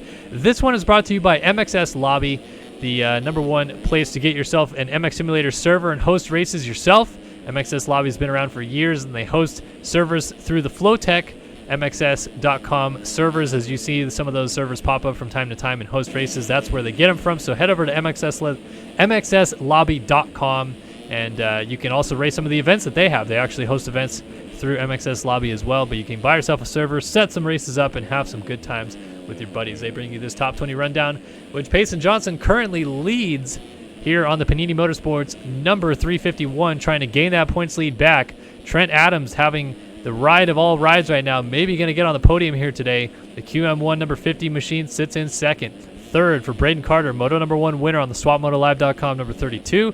Fourth for Tanner Rogers on the Mad Cape number 499. It is fifth for Colby Eaglin on the Panini number 24. Sixth now for Zoa Cross on the MXLocker.com number 49. Seventh for Trevor Spencer on the SwapMotoLive.com number 192. Jacob Hubbard is in eighth on the VlastMX.com number 46. Ninth for Tyron Tomic on the Connect Visual number 311. And 10th now is Tyler Lang on the MV Films number 14, your current points leader. Maxime Vanderbeek on the 151 Elevated Motorsports KTM sits in 11th. It is 12th for Jaden Wilson on the SwapMotoLive.com number 720. 13th for Phil Bull on the Team Volcom number 22. 14th for Jeremy Smith on the SwapMotoLive.com number 4. 15th Seth Garrett on the VlastMX.com number 92. 17th for Cooper Hunt on the number 304 Privateer effort. 18th for Riley Hewen on the Cranked Motorsports number 335. Is this 19th? I lost track. 18th for Luke Sullivan on the number 65 QM1 Yamaha.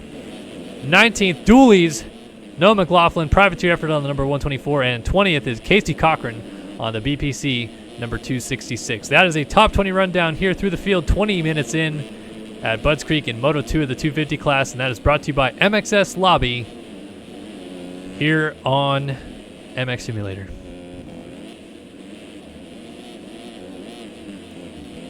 So Lang has got around Tomic. He's back into 9th. And Hubbard ahead of him here, still in 8th. Spencer in 7th. Might get those guys, might be able to get to cross for 6th. Well, actually, Hubbard just went down, but he rode out of it. I saw a rear tire upside down flipping, and somehow he rode out of that. So Lang's going to close up on him. Eaglin's still in 5th, but he's closed up to Tanner Rogers for 4th here. So Tanner Rogers now under attack from Eagland on the 24.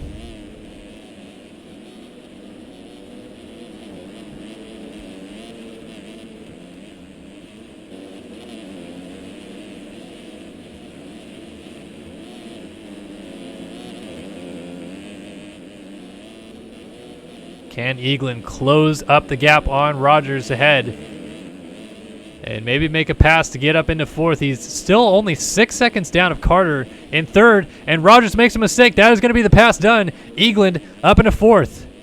So now Eagland gaining 18 points towards the championship. But we have to keep in mind that this is now a situation where Johnson might be the points leader after this. So Eagland, who is only 5 points behind Johnson, is going to lose 7 points on him as it currently stands in this moto. So he would be 12 back of Johnson, who would be the new points leader after this is over. And Carter, who was 9 back of Johnson, sits in 3rd. He's losing 5 points. So he would be 14 back of Johnson as it currently runs. And that would be the biggest gap, because Lang in 9th would only lose the points lead to Johnson, but he would still remain 2nd in the standings. So 14 points as it runs right now would separate our top 4 in the championship with 2 rounds left to go. 4 motos. 14 points and 4 motos. It is going to be an absolute dogfight down to the finale. Still some racing to be run, though. Payson Johnson has got a comfortable lead. Trent Adams looks like he's got 2nd. Pretty well locked off for the time being. He's got a 10-second gap on Carter. And then another 8 seconds back to Eaglin in 4th. Rogers is still about 2 seconds behind him. 11 seconds back to Cross. Another 11 seconds back to Hubbard. And then Lang coming through. He's now up to 8th. So this is just basically salvage ride for Lang at this point. Getting him into 7th. And that would be 14 points for him. So he would lose 11 points to Johnson. He'd be 3 points down in the championship, with Johnson winning the moto.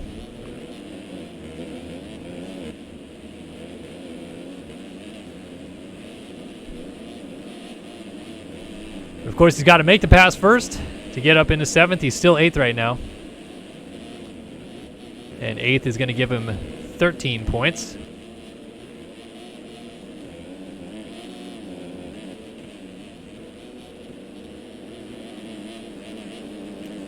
So all the while, Lang tries to close up on Hubbard. Carter's still trying to get up to Adams. It looks like that gap may have gone down a little bit this time by it did. 7 seconds is the gap, 2:04.8 to a 2:07.4. Carter took 3 seconds out of Adams that last lap alone. He's got 4 minutes and 2 laps to work with. And some lap traffic, I think, able to play a factor. No, Adams is already ahead of it, so Carter has to go through the lap traffic now.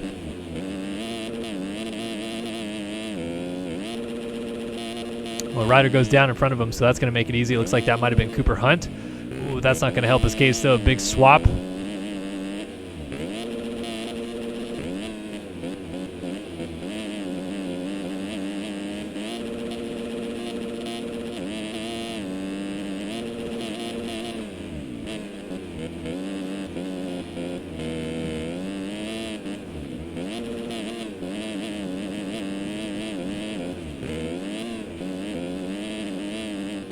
You can see Carter's absolutely throwing caution to the wind here, though. He is flying around this Budds Creek circuit.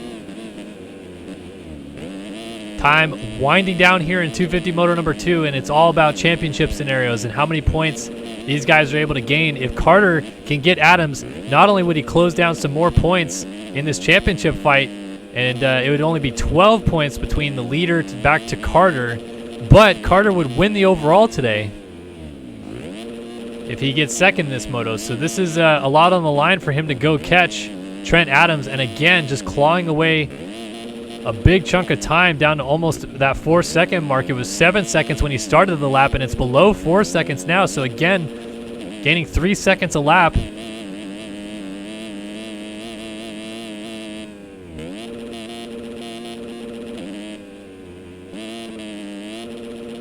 Sideways, still goes for the double, still goes for the other double. He's just throwing it out there at this point. Kind of rides the wall, very close to the hay bale there. 2:07.4 to a 2:10.8, so one of Adams' worst laps right there. But Carter takes full advantage of it and closes the gap down even that much more.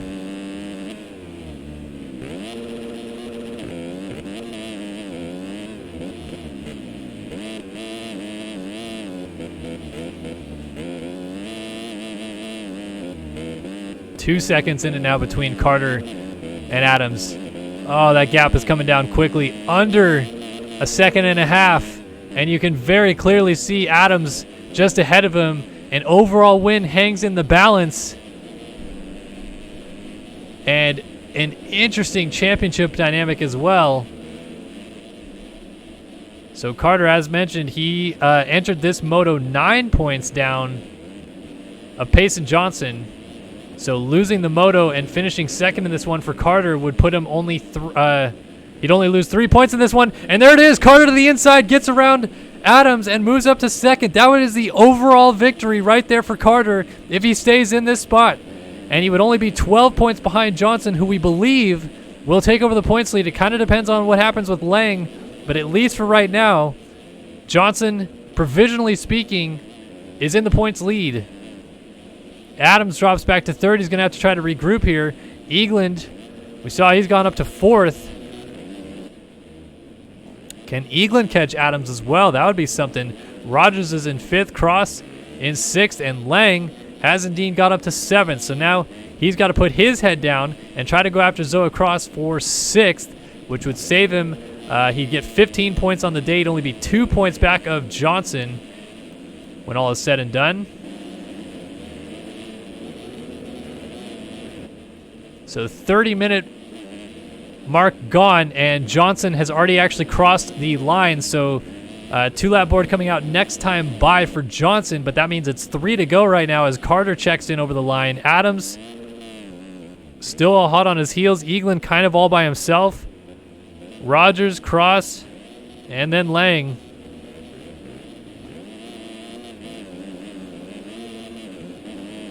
And Lang doesn't have much pressure from Hubbard from behind, so he has the ability to push at this point. 7 seconds down of Cross.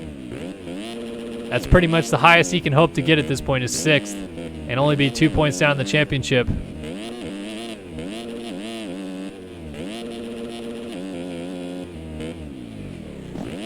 Lays down a 2:07.5 to a 2:09.8, so 2 seconds a lap faster, but only 3 laps to go and a 6-second gap.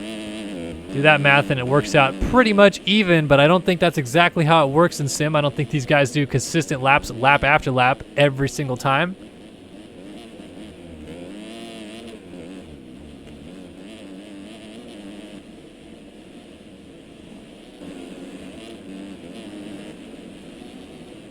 And Carter's starting to drop Adams a little bit here. I don't think Eaglin's going to have a chance to get to him. He's just trying to keep Rogers at bay. Cross is just hoping Lang doesn't get to him. Hubbard, Tomic, and Spencer inside of the top 10 having great rides, but there's so much championship drama, it's hard to focus on all these guys. Great rides nonetheless, though, and Jaden Wilson, his teammates, still right on his heels.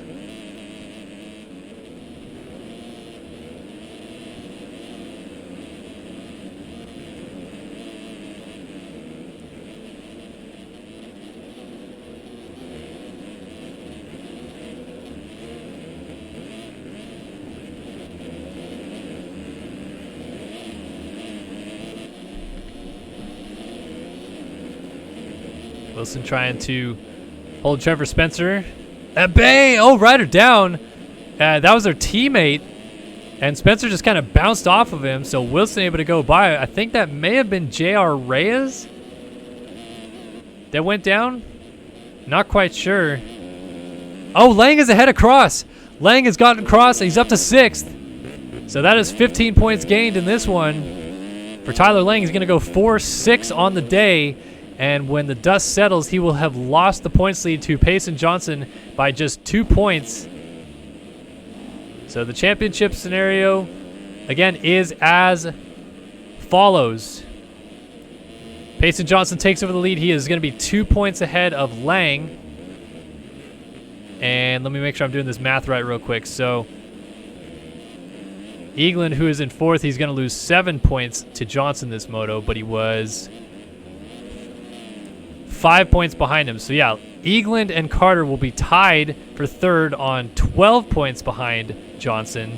So it's going to be Johnson, red plate holder, Lang 2 points back, and 12 points back. Eagland and Carter tied. Carter is going to win the overall. I'll tell you what, though, Adams just went down, and here comes Eagland. Eagland might move up to 3rd down the inside.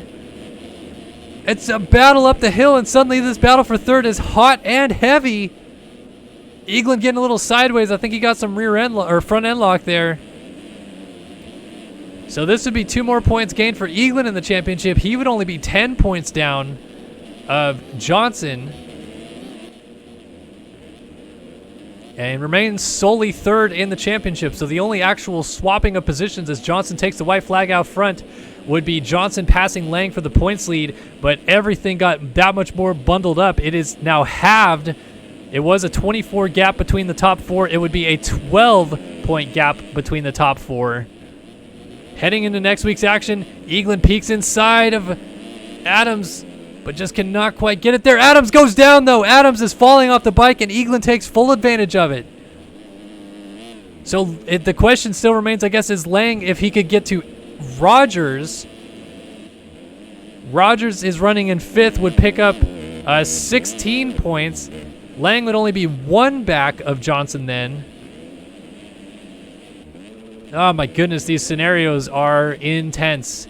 But Payson Johnson, he doesn't really care that much about it at this point. He just is trying to win this moto. He's not going to win the overall. That will go to Braden Carter with the 1-2 scores to Johnson's 3-1.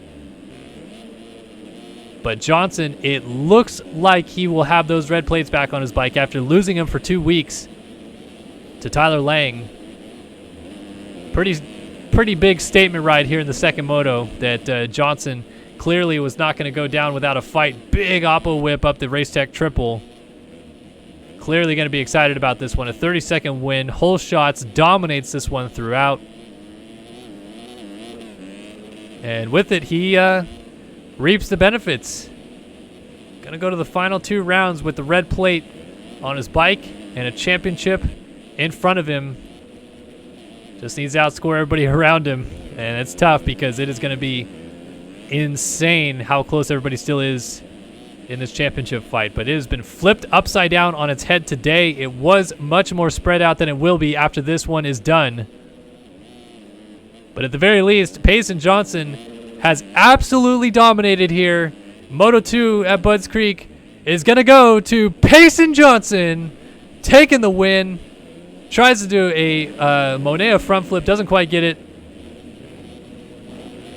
Carter's just trying to weave through a couple more lappers, and this will be the overall win for him, so long as he can stay on 2 wheels. Rider down, that was Daniel Irvine, looks like on the 872. And Casey Cochran mixed in here, but Carter entered 24 points down. He's going to leave 12 down in the championship, but Braden Carter wins the Budds Creek National. Eagland will get up to 3rd in the end, getting around Adams. This will be good enough for 3rd overall as well. And with it, Eagland sits 10 back of Payson Johnson. So Rogers, Adams, and then Lang. Adams might go for a full send to try to get Rogers here before the finish line, and it might benefit Lang. Let's see. It's going to be a lapper that comes into play a little bit here, but they both go for it. They both make it. Rogers crosses the line 4th. Adams goes 5-5. He'll be disappointed with it, but a great day overall. And Lang, who crosses the line in 6th, now is 2 points down in the championship, so you will not see red plates on his bike next week. Johnson, a 2-point lead on Lang, a 10-point lead on Eagland, and a 12-point lead on Carter. Just 12 points separate our top 4 in the championship with 2 rounds to go. Battle to the flag here. Tomic and Cross. Tomic gets around Cross, and Hubbard is also going to pass Cross. And Wilson will also pass Cross. Can Spencer get to him as well?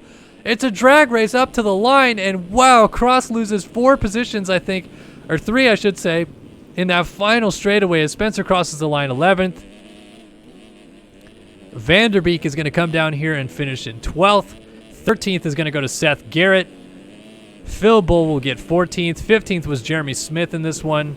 16th for Cooper Hunt. 17th was Peter Like. 18th was Casey Cochran. 19th for Daniel Irvine. And 20th was Chase Donovan. We wait for cuts to come in. They are just about to, and there they are. Ooh, and Jaden Wilson loses 2 positions, so gaining a spot each was Spencer and Cross. All else stayed the same. Johnson wins the moto. Carter wins the overall at Budds Creek. And that is going to do it for the 250 class here. We are going to go to a quick intermission, but do not touch that URL bar, folks. We'll be right back on the other side of this break with more action in the 450 class. You're watching round 9 of the 2020 Ride365.com Nationals here in MX Simulator.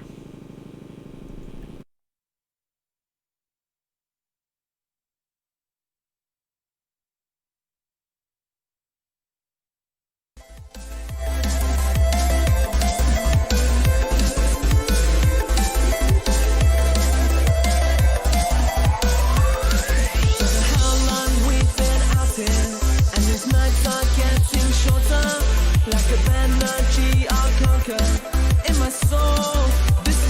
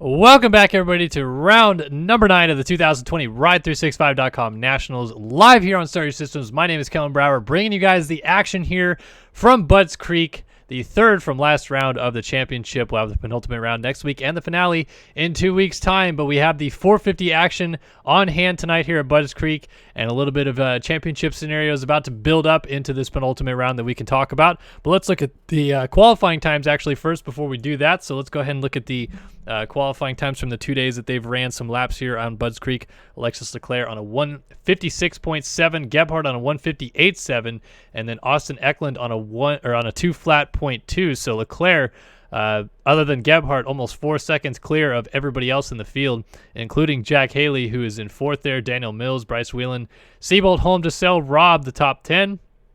And as we mosey down the list a little bit here, looks like we have 42 guys that ran laps, so probably not going to have a consolation race. I think they'd probably let at least those guys start from the back row, but we'll see. Anyway, here is the championship scenario as it is. Alexis Leclair currently sitting 29 points up on Jack Haley, and if he can be 50 points or higher up after the round next week, not this week, but next week, he could clinch the title a round early. So he's trying to get it out to that point, maybe trying to get on the back heels of his world title that he clinched on Monday evening. If you catch the MXSGP of Belgium that we showed on Monday, Leclair was able to clinch the MXGP world title there. So a lot of storylines in this 450 class when it comes to clinching the championship, but racing-wise, these guys are about ready to go, and here is actually the lineup that is set to hit the gate. So 39 riders and no consolation race. Yeah, Ken Farnsworth is not too thrilled about the music I played during break. To be 100% honest with you, I literally just load up a non-copyrighted stream that is playing music constantly, so I know it won't get copyright infringement on, on YouTube. And then obviously, could take this video down, but would also take away the monetization aspect of it for me. So I just do a no copyright playlist, and that's what comes up. I mean, I guess I could put more effort into it and find some good non-copyrighted songs, but it's like one song during intermission, so I just pretty much just do that and leave it. I guess I what I should probably do that I haven't done for a long time, but I should do, is get a reel of sponsors that play during intermission. Of course, now I'm gonna say I should do that with 2 rounds left in the championship, but it's really good, obviously, exposure for sponsors who want to be part of the series to have their sponsor reel play. The only problem with that is that if I play a sponsor reel that's like 6 minutes long and Cohenauer restarts the server at 3 minutes and is ready to go, then we're watching the sponsor reel when I could just, I guess be loading into the server and watching the races. So that's why I play just non-copyrighted music in the background. I know some people don't like it, but it is what it is. It's better than silence, I guess. Well, some people would probably think it's worse than silence. But it's why I do it.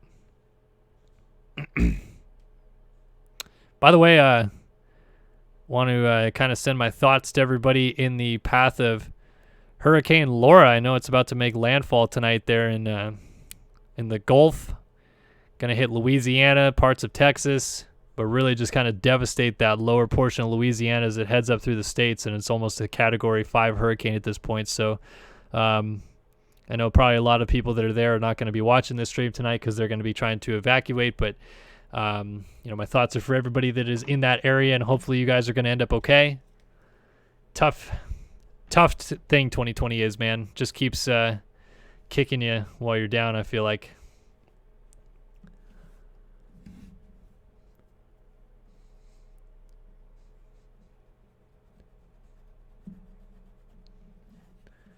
But for the time being, we're going to try to provide you guys some entertainment here on Start Your Systems as we are about to go racing in the 450 class from Budds Creek. 2 motos, 30 minutes plus 2 laps. Heavy hitters on the line: Alexis Leclair, Jack Haley, Adam Holm, Chase Blakely. Who have you guys got here tonight?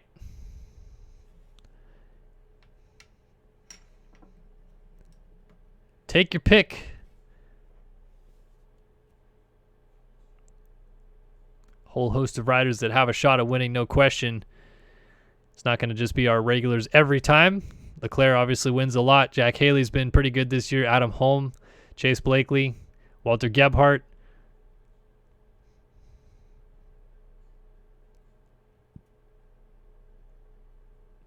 So we'll see who is going to take that step here tonight. Maybe find themselves on the top step.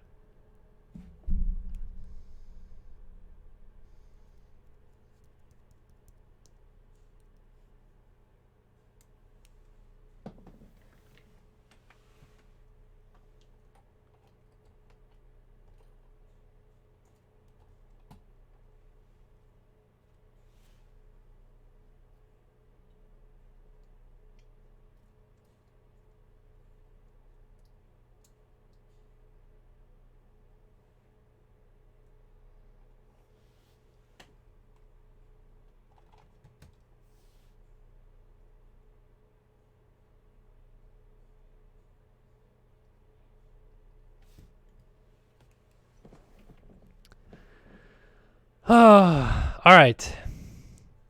I don't know if there's anybody on the line racing from the UK. Let me take a look, Small Pity Boy Xbox, before the race starts, and I will let you know. I'm pretty sure there's got to be at least one. I know Owen Hillman is the one that comes to mind for me, but we'll see. Correctly guessed the 450 hole shot winner for old time's sake, and I'll donate $10. Okay, well, that's easy for me. I'll pick up Alexis Leclair for the Studio 8 Hole Shot Award, Mr. Alex Efforts. I feel like it would be more fair to do that in the 250 class, which is a little bit less predictable. And I know that some people besides Leclair hole shot, but he's really good at starts.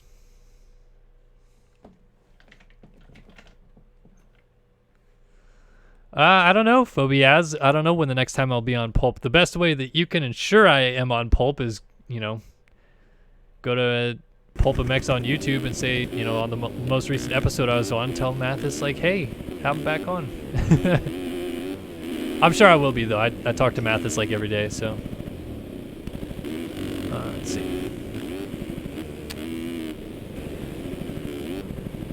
Lewis Williams is British, I believe. I think.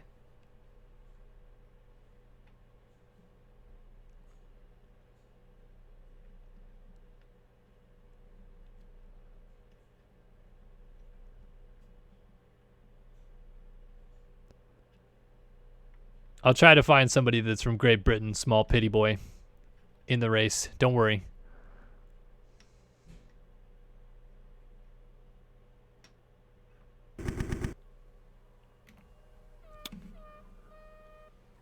Alrighty, ladies and gentlemen, it is time for 450 Moto number 1 here at Budds Creek. So we're getting loaded in. It looks like the 89 was just about a little bit late to the gate, but he is now in. And I'll take a look at Bryce Whelan down the inside because he gets pretty good starts too. But it's time to go racing. It is 450 Moto number 1 live here on Starter Systems from Budds Creek.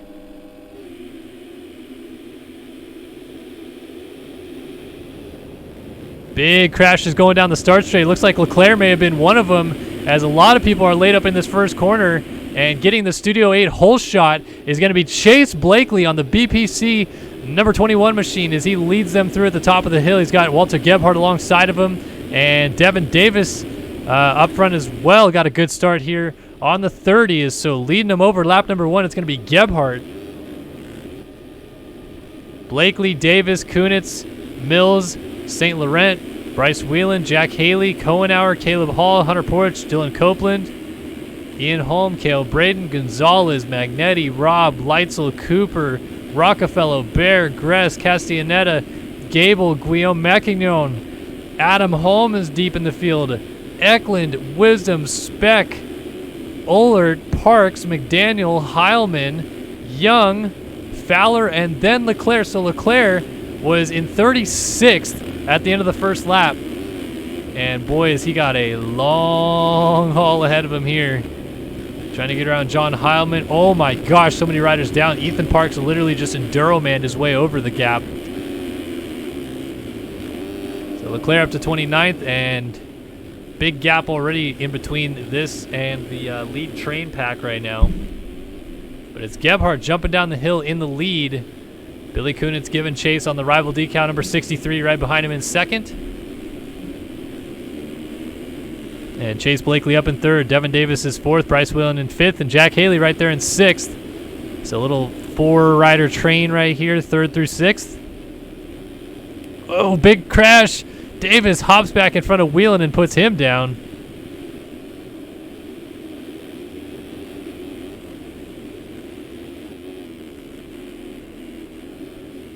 Daniel Mills able to go on by in that situation as Davis falls behind Haley and Mills. So Blakely, who had the whole shot, has drifted back to second. Gebhardt sneaking away out front. And a little battle brewing here for second. Blakely getting sideways, but saved it.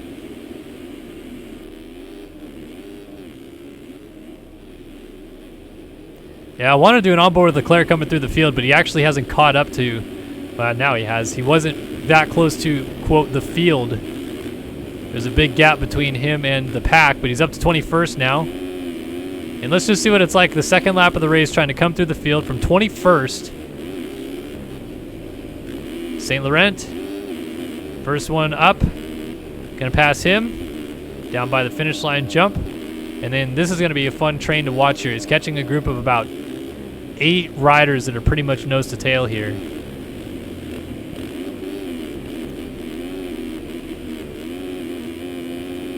And they all funnel over the hill in front of him. Look at this rider train. This is awesome. This is going to be great action to watch Leclair try to weave his way through here. Makes up a pass already. Tries to go to the outside here.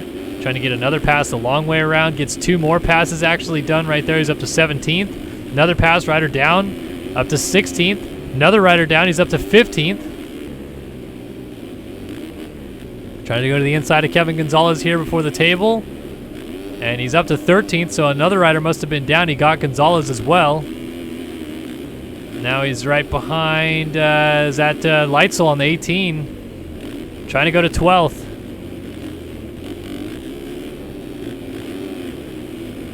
Around the outside, back to the inside. And Porch, it looks like on the 47, might be just ahead of them. Leitzel goes down, he's up to 12th. And then Porch just ahead of him on the 47, as mentioned. This is how you make a lot of passes, though, early, is you just avoid the crashes. When people go down, be far enough back not to hit them. Take different lines, try different options. Don't leave yourself vulnerable to getting caught up in somebody else's mess, if you will. And Leclair did a masterful job that lap right there on board of them, as you can see. Weaving his way from 21st to 12th.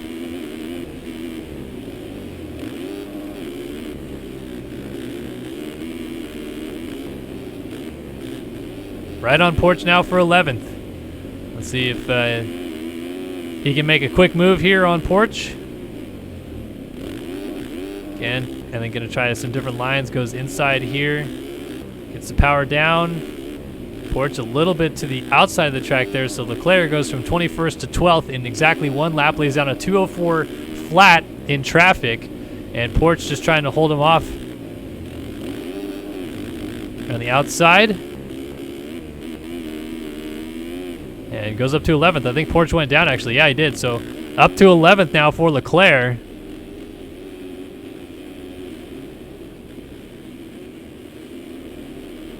Trying to catch Kyle Robb for 10th.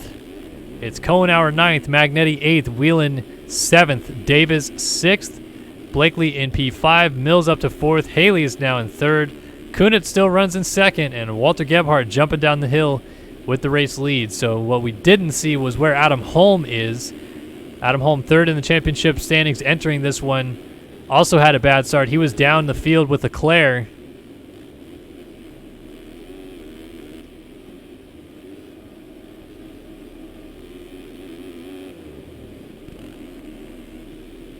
Walter Gebhardt, unbeknownst to him out front though, getting away from the field before all the chaos can catch up to him. And this has been Gebhardt's MO of late too. He's been getting some pretty good starts. And that's an interesting sight to see, as someone, Gebhardt, really not consistently getting good starts all season long.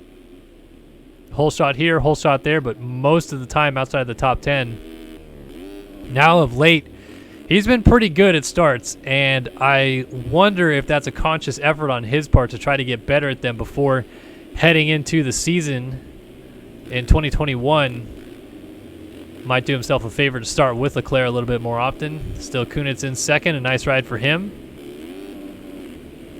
Jack Haley running third. And Mills is in fourth. And Blakely rounds out the top 5. It's Devin Davis still in sixth. Magnetti seventh. Whelan eighth. Kohenauer ninth. And Leclair has caught that group. So he's already trying to go up to eighth. Kyle Robb is 11th. Eklund is 12th. And then Adam Holm. First sign we see of the 17 machine. He is in 13th. Holding off Dylan Copeland right now and trying to go forward. So far, done a fairly good job of matching what Leclair has done through the field. Pretty much just about 3 or 4 positions behind Leclair with every step of the way, it seems. And fortunately for him and Leclair, a lot of time still to play here. Only 7.5 minutes into this, so I think Holm is going to be able to make things happen for him. Leclair peeks up the inside of Kohenauer. And I believe that is a move for 9th. And he's going to go to 8th as well because Whelan was down. So Leclair literally just weaving through people like it's nobody's business. He is 28 seconds off the lead, but he's in P8 on the 5th lap of the race when he was absolutely down in the first corner and was way back pretty early on. Like when we went on board with him, he was 33rd, I think. I think he crossed the the finish line on the first lap in 36th. He goes around Magnetti for 7th. Magnetti was down, and he's already on Devin Davis for 6th.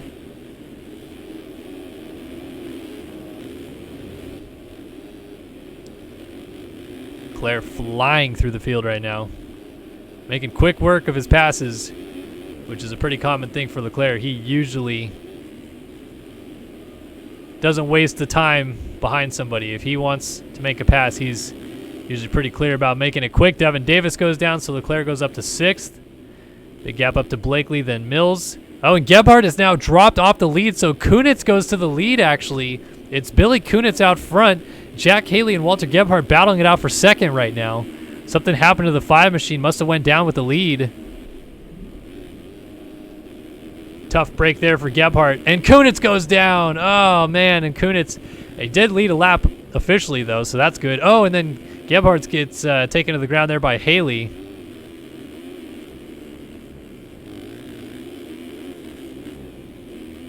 So it is now Haley leading the race. Gebhardt in second.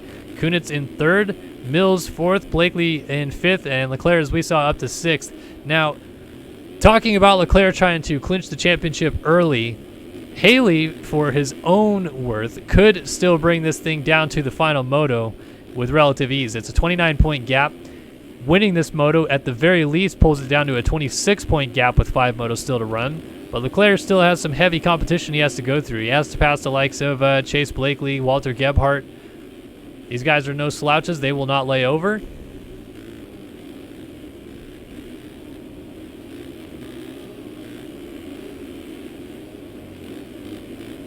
And because of that, I think Leclair, at this point, pretty much just doing everything he can to make consistent laps, and the passes will eventually come.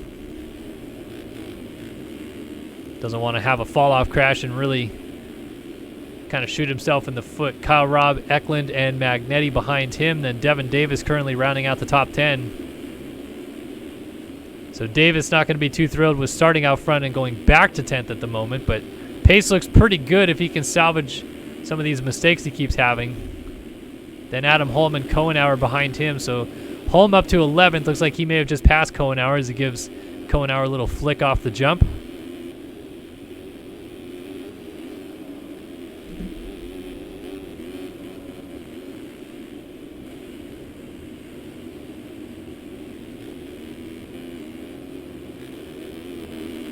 So Holm working his way towards the top 10, as mentioned, trying to match what Leclair is doing.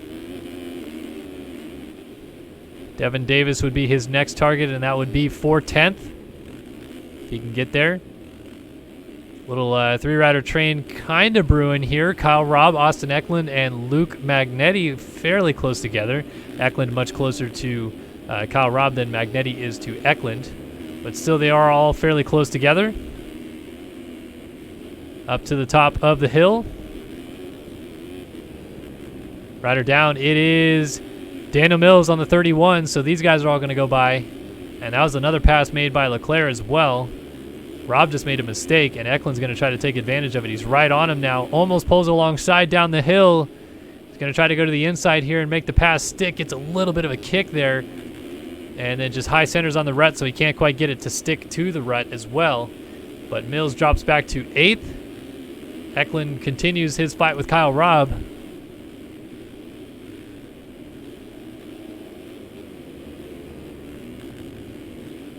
Robb a little mistake there. Eklund peeks to the left side of the track, but it looks like Robb gathered it back up and actually pulled a small gap on Eklund at this point. And then Eklund launches down the hill. That double down the hill is huge as Haley was down. Oh, and Blakely was down as well, so these guys both go by. We got a 4-rider battle now. Eklund's trying to split the gap. It's almost 3 wide up the hill. Almost Triley's at the top of the hill as Eklund and Haley side by side now as they go over the little hump, and Haley's still next to him, scrubbing alongside. Rob's right there, and Blakely now in the mix as well. So they've all lost ground to Leclair. Leclair has gone by these guys. And Haley's trying to regroup and stay ahead of them. Eklund's trying to get around the outside of them. And he just now finally gets that pass to stick. Yeah, gets it to stick for good. Haley jumps around the outside and just holds off. Rob coming through. So Gebhardt leads from Kunitz, Leclair, and now Eklund is up into 4th. And it looks like Leclair just got Kunitz for 2nd as well. So Leclair is absolutely on his way towards the front right now. That would be ridiculous. 36th on the first lap, and he actually does have a shot at leading this before the halfway mark, which is insane. Battle still frantic, though. Rob trying to apply pressure to Haley.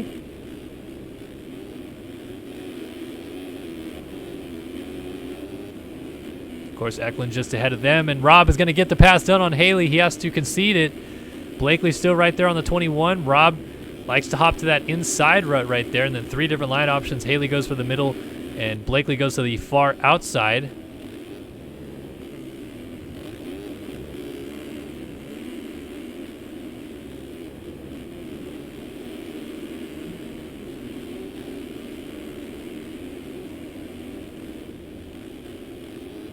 Rob and Haley still going at it as they head up the hill.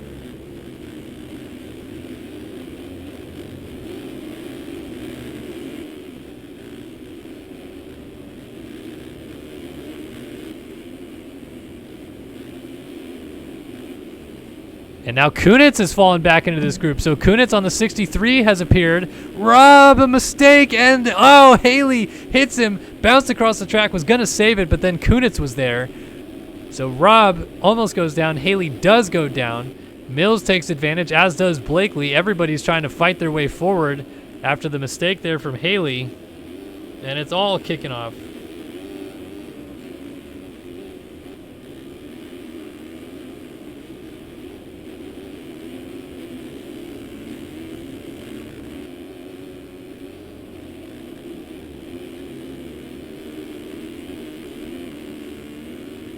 So the battles continue.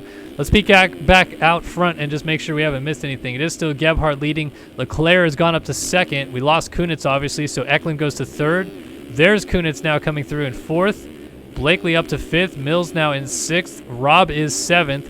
Magnetti has moved up to 8th. And Haley has dropped back to 9th. Devin Davis still in 10th, and Adam Holm is trying to catch him. So this little 3-rider train right here has stayed pretty consistent.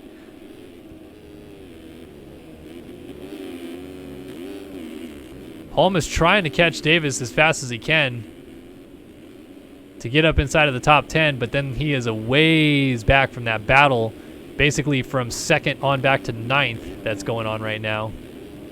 Good battle that it is. Looks like Haley has moved back around Magnetti for 8th. And then, yeah, these guys are 11 seconds back of that. Davis, a mistake. That's going to be the pass for Holm. So Holm moves up inside of the top 10.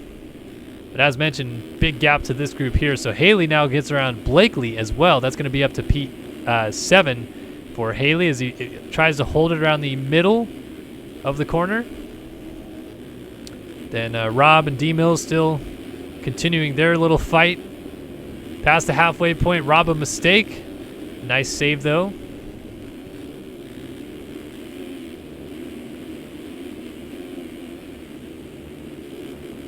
And then Eklund just ahead of them. Kunitz now in front of Eklund. And right behind Leclair actually is Kunitz. So Leclair must have lost ground because he's fallen back to that battle. He was running 202s, but he's now 19 seconds behind race leader Walter Gebhardt. All right, so these guys are spread apart enough. Yeah, let's go ahead and do a really quick top 20 rundown. 17 minutes into 450 Moto number 1. And this top 20 rundown is brought to you by the folks at Racetech.com. Racetech Suspension and Engines, supplying top quality performance in your suspension components for, I think, over 30 years at this point. Paul Thied over there as Gebhardt goes down with the lead. Get those patented gold valves or get your motor work done over at Racetech.com. They will get you dialed in today, and they bring you this top 20 rundown, which Walter Gebhardt still leads on the Panini Motorsports number 5. The lead has come down a little bit as he gets up from that crash. Alexis Leclair now finds himself in second on the Rockstar Husky number 1. Billy Kunitz in third on the Rival Decal number 63.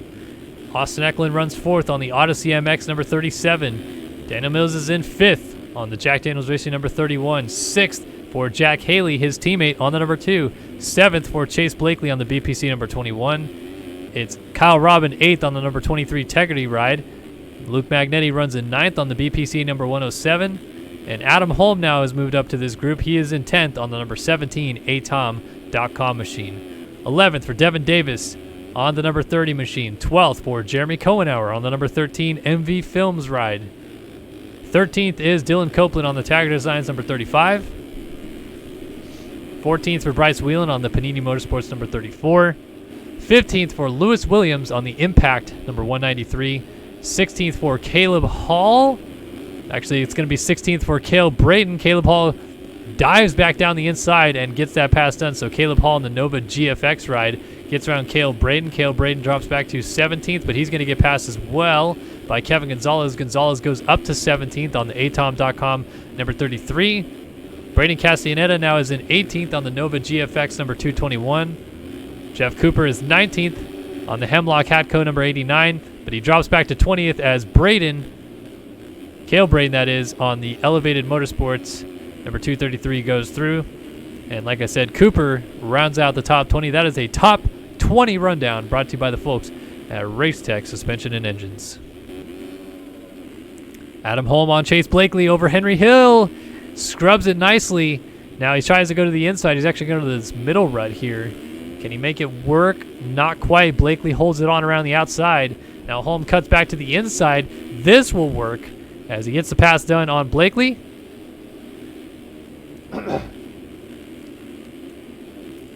Next up for him will be Luke Magnetti. We got a battle for the lead going, though. Gebhardt has been caught by Leclair. Must have had another fall-off crash, did the number 5. So Leclair at the 20-minute mark of this moto trying to go to the lead from 36th on the first lap of the race all the way out to the race lead. Different league right now for the number 1 machine.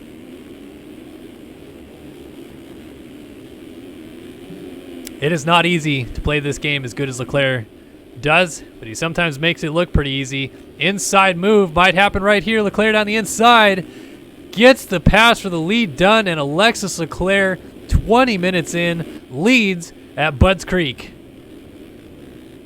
Now Gebhardt has to go back to the drawing board quickly and try to retaliate, or else Leclair will say goodbye.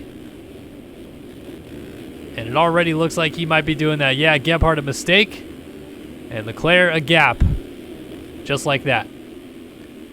Eklund and Billy Kunitz still battling it out for third. Billy Kunitz quietly putting together a very impressive moto here. The Rival Decal number 63 ride.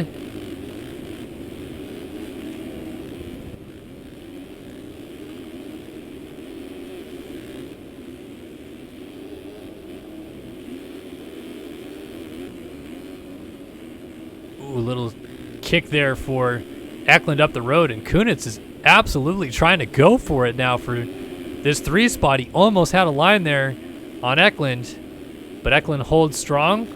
Now Kunitz switches up and goes to the outside, cuts across. It'll turn to the outside again here at the bottom of the hill. He's going to go far outside and just keep the power on. He pulls alongside Eklund. There's still bar to bar over the top of the hill, and Kunitz goes inside this time. Eklund has the outside. They're doubling down the hill side by side. It's still nearly bar to bar as they hit to the finish line jump, and Kunitz finally settles in behind him. He goes to the right side of the track, though. Different line here into this little gully, turns into the inside, but Eklund shuts the door hard. So Kunitz squares it off and goes to the far inside here. What a great battle between these two. Now again, Kunitz to the inside, and he puts Eklund and himself down. Kunitz, as he finally was going to make the pass, goes down. Eklund stays up and holds on to the position. So Eklund now is in third.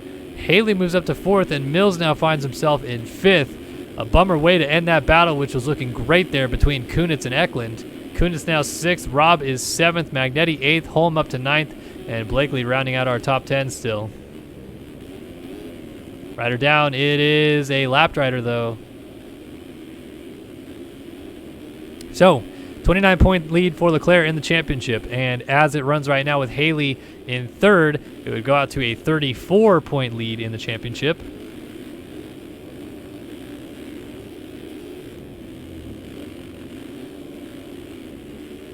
Haley's still going to try to get up to Walter Gebhardt, though, if he can. And Gebhardt is back on Leclair for the lead. So Gebhardt may have found what he was looking for. And he's closed it right back up on the number one. He is not done here off of Henry Hill. So Leclair really has to keep his ears open and figure out where Gebhardt either is gaining time or where he might be trying to set up a pass. Just as quickly as it looked like it was materializing, Leclair opens up a small gap.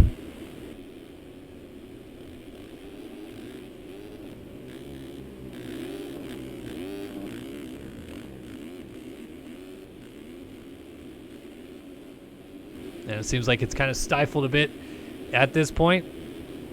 Less than 7 minutes to go. And Gebhardt's trying to find his way back through. He's looking a little bit stronger there right after the finish line jump. Then Leclair hooks that inside rut very well, opens it back up again. They both go to this third from the inside rut there. Getting reports in chat that Leclair is hitting the quad, so we'll have to see this time by whether or not he does it again. The quad, by the way, is the uphill race tech triple about 6 corners from now. And instead of settling for just tripling up the hill, you quad all the way to the big roller single at the top. Definitely only something that well, you could do it in real life with a run from off the track, I think, but definitely only something that you really want to attempt in a video game because the consequences of shorting it are astronomical. So let's see Leclair on this lap as he comes down the hill. I think it depends on drive, though. Let's see if he gets a good drive at the bottom of the hill here. Around the outside. Pretty good drive to me. Let's see. Yes, he does. He goes for the quad. Oh, and he lands and gets the corner. Are you kidding me, Alexis Leclair? 2:01.4 is his best lap. Is this going to be even better?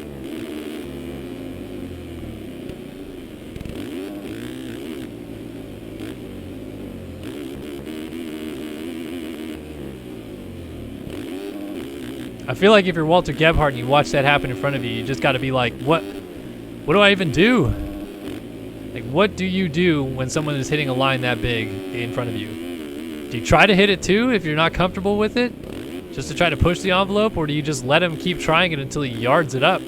Because it has to happen eventually. He's not that consistent with it, I wouldn't imagine. He's down a 158.7 in the Moto. Are you kidding me? Oh my goodness. But look, give credit where credit's due. Gebhardt did a 59.6 behind him. These are the only two guys right now that have ever run a lap under 2 flat at Budds Creek in this game. And they're 1 and 2 in the race right now, giving each other some fits. Oh, that's not going to help Gebhardt's case as he blows the inside rut there.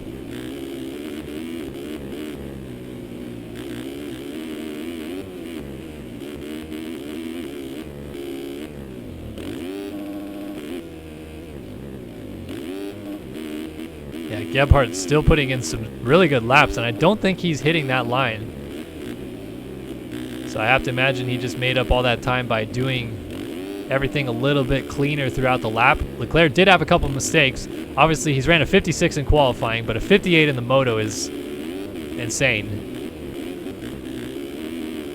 So See if Gebhardt's going to be close enough behind Leclair that it'll be something we can watch Leclair do from Gebhardt's view. I think we absolutely will be. Leclair is coming up on lap traffic, though. There's a rider down in the rut. They're both going to blow it. Is Leclair still going to go for it? Nah, settles for the triple. Would have been awesome to see.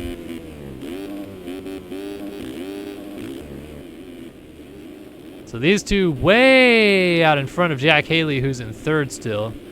Daniel Mills, Billy Kunitz inside of the top 5. Kunitz, I thought he was going down. Kyle Robb is in 6th. Eklund is 7th. Magnetti is in 8th, and Adam Holm is still in 9th. Devin Davis rounding out our top 10 right now. Everything kind of spread thin throughout the field, it seems. Closest battle may be Robb and Kunitz here.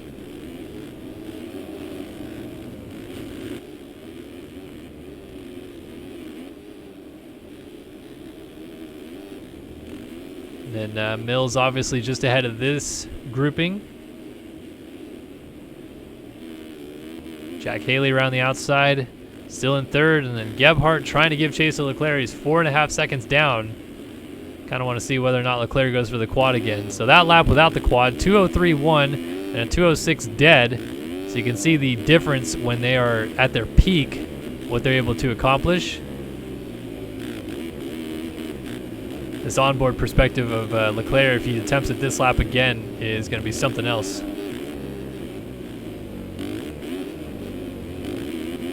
33 of Gonzalez just ahead of him here.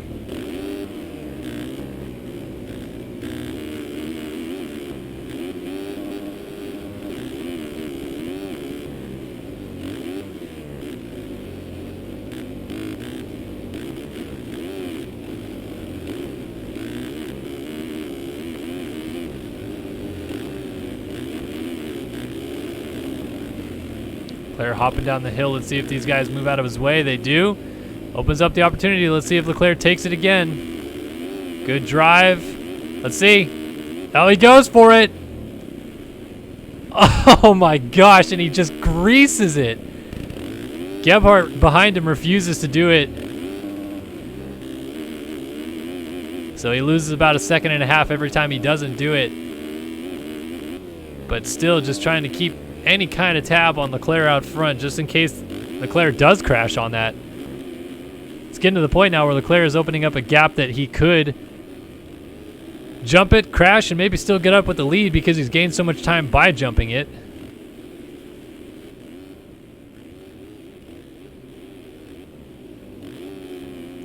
So Leclair coming down again to check in with another fresh lap. And this time it will be a 2:02. Gebhardt behind him didn't lose too much time. Let's see, he runs a 2:01.5, so lost just a little over a second without doing it. Kind of crazy, if you ask me. Not a lot of battling going on throughout the field right now. It's just kind of, well, here's something. Gebhardt's trying to lap Porch, and Porch is dealing with Cooper, Gonzalez, and Leitzel all trying to pass him as they're getting lapped. So they're trying to take advantage of Porch's misfortune, and this little 4 train. Cooper stands Porch up. Porch goes to the outside, pushes him off the track. Leitzel shoots underneath. He almost passes him. He tries to go to the inside, yards himself on the ground. All the while, Gonzalez trying to get 4 for 1, and then Caleb Hall is suddenly back in this mix. So there is battles that you can find throughout the field. You just got to dive a little deeper. Gonzalez trying to go to the inside of Porch. He's going to be almost alongside. Around the outside then, and passes him. Wow, nice move, Gonzalez. And 4 riders in the air at the same time battling for position here.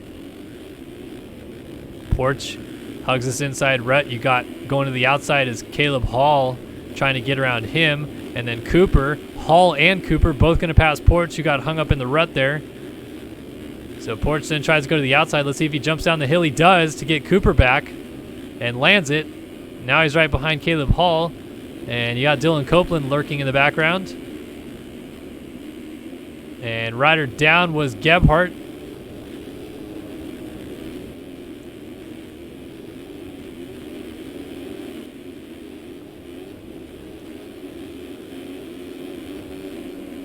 Good battling, though, between these guys. Close action.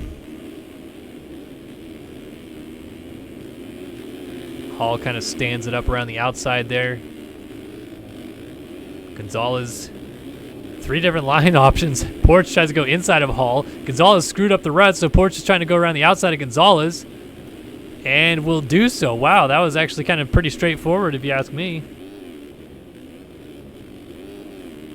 Oh, and then Gonzalez way OJ's a step up at the top of the hill, and they all have to move out of the way because here comes Walter Gebhardt coming through.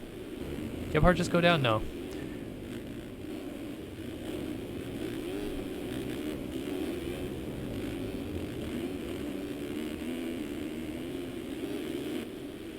Luke Magnetti right on Billy Kunitz now. He's ahead over Henry Hill. I think this is a battle for 6th. No, I'm way off. Battle for 8th, actually. Magnetti closing up on Kunitz.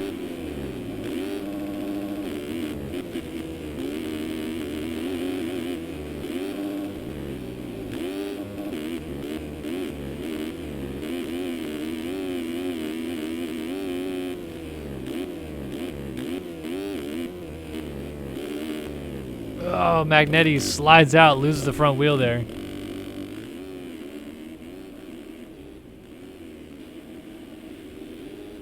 And then Kunitz landing there. Off the finish line jump, Eklund. Trying to put some pressure on Adam Holm. So Holm has done a nice job to kind of salvage a ride through the field here, but pretty much on the way out of this championship fight mathematically. Right in front of Eklund, and this is a battle for 6th. Oh, Eklund goes down behind. Rob's still a lonely 5th. Mills up here in 4th, trying to give Jack Haley a bit of a run for his money. It looks like Gebhardt just went for the quad at the top of the hill and went down, so Haley's going to go by for 2nd.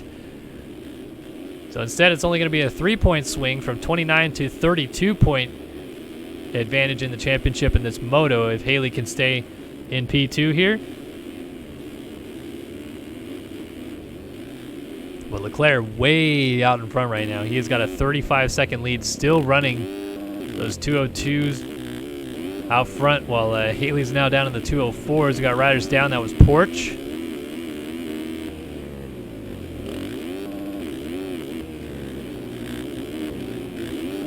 Haley trying to split some lap traffic here. Ooh, always tough. White flag is out. I didn't even notice that with the flagger, but that's kind of cool. So if I could go to this. Well, can't really see it, I guess, from here, but the 3D flagger waving the white flag. As riders go over the finish line jump. Just kind of cool.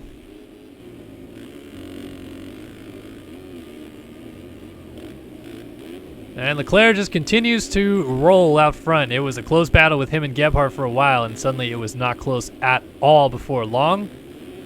So Leclair down to the bottom of the hill one more time. Let's see if he gives us a little bit of an entourage here. Trying to grease the quad up the hill. He's getting a good drive. He's going to go for it, and he does. Oh, he might land on somebody. Oh, my goodness. How did he ride out? And he did take that guy down. I don't know who that was as a lapper. But Leclair does still nail the quad on the last lap of the race in the ruts, in the tricky bumps and gnarly conditions here as the track has worsened. Just on another level this year is Leclair. Making amends for a Supercross season he'd rather forget, missing the opening main event of the season, then skipping the next 3 rounds. So never was a title contender to begin with. So he didn't win the Supercross title, but he did win some races. And this outdoor season, he has been on a revenge tour, winning the MXGP World Championship on Monday and winning Moto number 1 here at Budds Creek today, as he doesn't take the win just yet. He's going to back over the finish line jump. Alexis Leclair. Wow, big brain energy for the number 1 machine. He is so far out in front, he backs over the finish line jump. Walter Gebhardt looks like he has got around Haley again for 2nd, and Haley goes down. So in the end, it will be that 5-point swing and a battle for 4th. Rob trying to get Daniel Mills here at the last possible second. See if he gets a line here. Tries to square him off. Goes to the inside. Oh, gets into the back of him, but he saves it. That might be the end of his chance, though.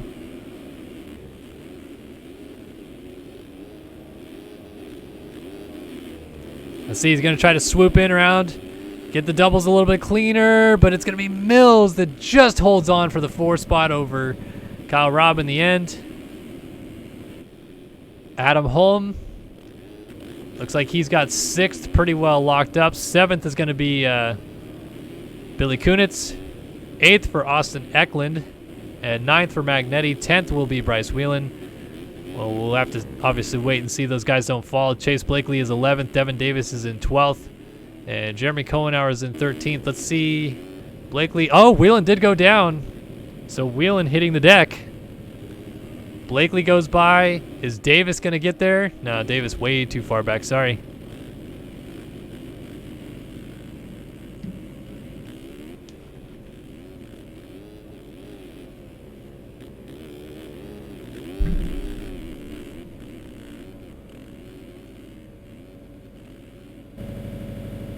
So Whelan crosses in P11. Devin Davis will be 12th. Jeremy Cohenauer will be 13th. It was Castellaneta in 14th. 15th for Lewis Williams. 16th for Caleb Hall. 17th was Reed Young. 18th for Hunter Porch. 19th for Logan Leitzel.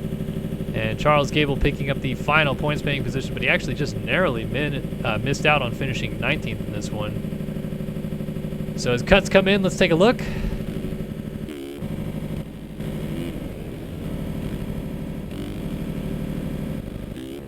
And absolutely nothing changed, interestingly enough. So Leclair confirmed, wins Moto number 1. And that is Moto 1 in a nutshell. All right, little 5-minute intermission here. Again, we don't go off the air. I just sit here and answer any questions you guys have. Still 236 people here. Holy smokes. Thanks, guys, so much for all the live viewership here tonight. Hopefully you guys are having a good time. Of course, my name is Kellen Brauer here in the booth, live streaming here on Start Your Systems. If you guys have any questions for me, shoot them my way. I'm happy to try to rifle through them as fast as I can before we get this second moto underway. Oh, man.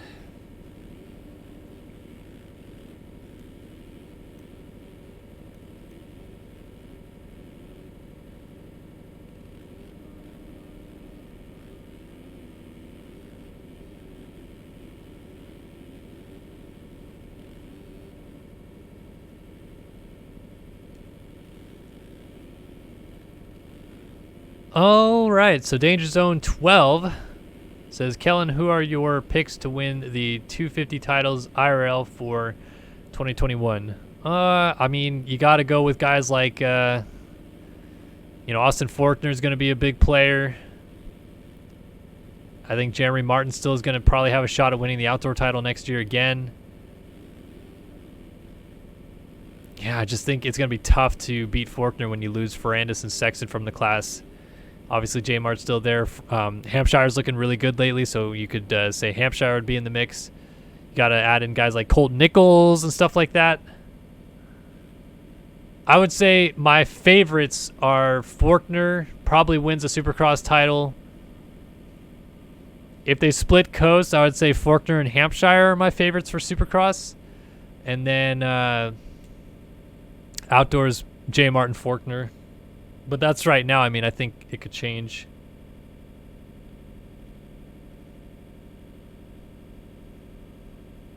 Absolutely no touchy to hutchy. I'm glad you're here. Always love broadcasting these races for you guys. All right, Shockey says, I use a DS4 controller with recommended settings. My bike doesn't want to whip, and it just noses down. Any tips, please? DS4 controller, like a did you mean a PS4 controller, but with the DS4 Motion Joy thing or whatever that you can use as an addition? So whipping, I got to get down and do the tutorial that I promised that I was going to do. Whipping is a trick that essentially the way that you learn how to whip in this game is learning how to jump first. I know that's going to sound stupid, but the reason your whips are nosing down is because you got to get used to the constant little flick back on the jump takeoff that you always have to do. Even on a whip, you usually have to do it. You have to give like a little bit of like a pump back on the bike to just get the nose tipped up in the air so you can whip out your big whip and then pull it back down together.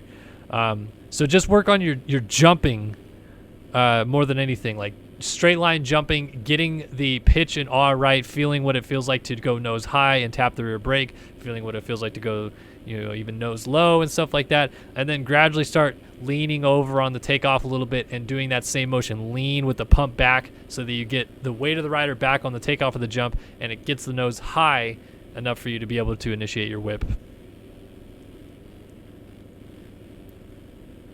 Big shout out, No Touchy to Hutchie, says, do you want to go ride one day in Cali for Labor Day weekend? I don't know which day Labor Day weekend is. Is that going to be September 7th or whatever it is?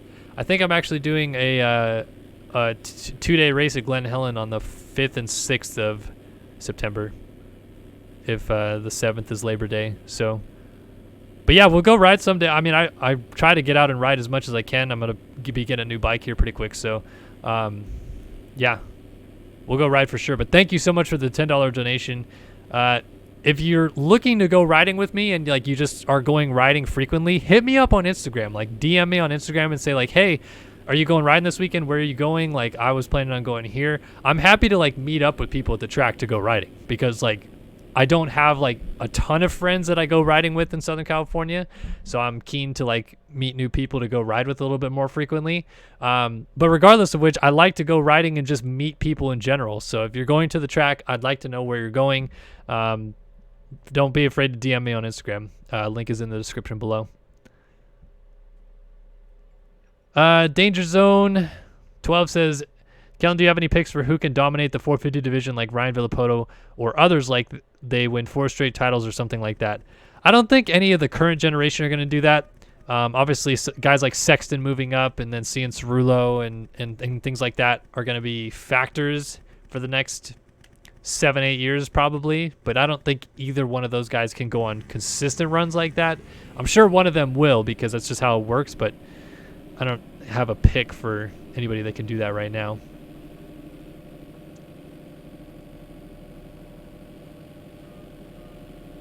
KJ Thompson wants to know, is the Sim Rockstar Husky team actually part of the IRL team? So yeah, the Sim Rockstar Husky team is ran by Arminas Jasakonis, who is the real-life MXGP rider for the Rockstar Husky team. So that is the tie-in. He plays the game. He owns the team, and the team that Leclair and Siebold and a couple other people are on is ran by Jasakonis.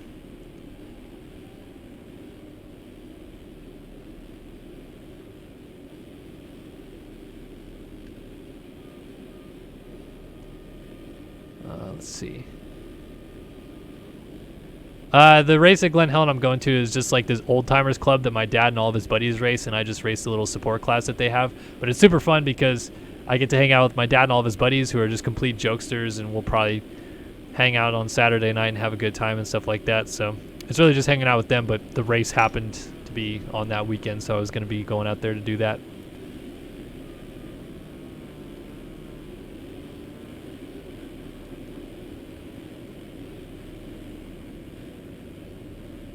Best motocross gear company in my opinion.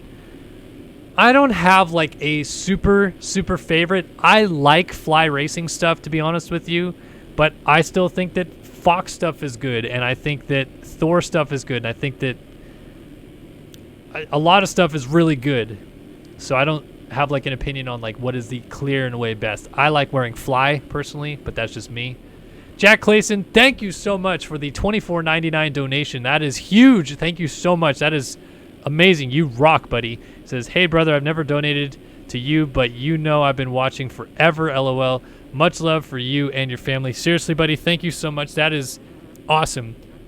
Like I mentioned already here tonight a couple times, all these donations, like quite literally, are going to the Holly Brauer Diaper Fund. She's 2 months old now.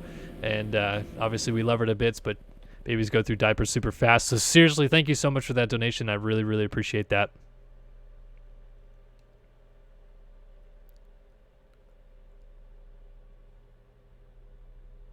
How tall is Arminas Jasakonis 27? I think he is 6'3". I think him and Bloss are the same height, if I remember right. He might be 6'2", and Bloss might be 6'3". It's one of those two. Thoughts on Ezra Lusk real quickly. Ezra Lusk, super underrated. For a couple years there, he was the only guy giving McGrath fits, besides Wyndham. Wyndham was pretty good too. But Lusk was awesome. I was a pretty big fan of his riding. Not a big fan of his personality. He was kind of just mellow. But Lusk was awesome. I think he's hugely underrated in my opinion. All right, folks, I'm going to pick Leclair Moto 2 again. Alex Efforts, I don't know if you're still letting me do that, but here we go. It is time for 450 Moto number 2. Can't find Leclair on the gate. I don't know where he is, but we're off and running here at Budds Creek. Into the first corner, and Leclair looks like he went down again. Coming out of the corner first, it is going to be Daniel Mills, JDR Suzuki, number 31, with the Studio 8 hole shot. So it's Mills away from Magnetti. Looks like Holmes got a good start. Jack Haley's up front. And Leclair absolutely did go down again in the first corner. Blakely's up there. I see Gebhardt on the 5. So we got all of our heavy hitters out front. Sans Leclair at this point. And remember, Leclair came from way, way back in the first motor to win it. Oh, Haley down. No, Haley goes down at the top of the hill. He got clipped and went sideways, and down he went. We got someone on a 252 stroke up here. Jeremy Siebold on a 2-stroke. With a good start here, but he just slides out. Oh, and he gets tipped from behind by Magnetti. I think that was Magnetti, then went down. So we got a little 3-pack opening up a gap out front as Daniel Mills still leads, but it's Gebhardt and Holm right behind him. They're in second and third.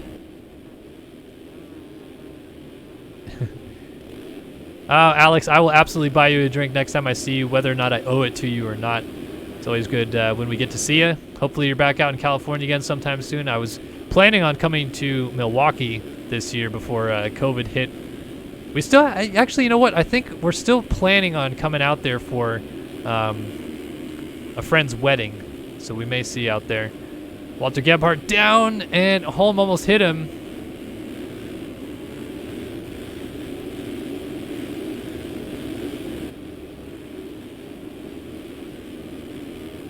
So Gebhardt was able to get going right behind Holm. He's still right in front of Kyle Robb there. Robb, another good start. Gonzalez, a good start. Oh, Leclair actually did make amends for his early fall. Looks like he's already up into 6th, trying to go to 5th.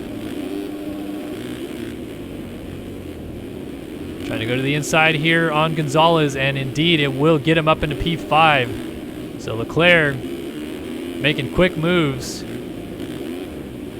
And despite falling in the first corner, it's crazy that Leclair is already up to this position this early in the race, and that is probably trouble for everybody else as Holm goes down. Adam Holm hits the deck, and Kyle Robb got passed by Leclair as well, so he's up to 3rd now. Mills takes over the race lead. So Daniel Mills on the JDR number 31, UID number 22, I believe. One of the very first ever to purchase MX Simulator back in 2008. Leads early on here, 4-second lead on Walter Gebhardt. Danny Boy, as some people remember him back in the day, has been around forever. And it's always good to see him out in front. Won a couple of 250 Supercross races this year to add to his tally. And basically it's just been pretty electrifying this year. Consistent, fast. Not a guy that you really expect to excel this year, but he has, without question. And I'd be curious to see, I haven't looked of late, but I'm wondering if Mills has a shot at earning a career number by getting inside of the top 10 of Grand National Championship points. Not 100% sure how close those standings are at the moment. I haven't looked lately, but I will probably after this race.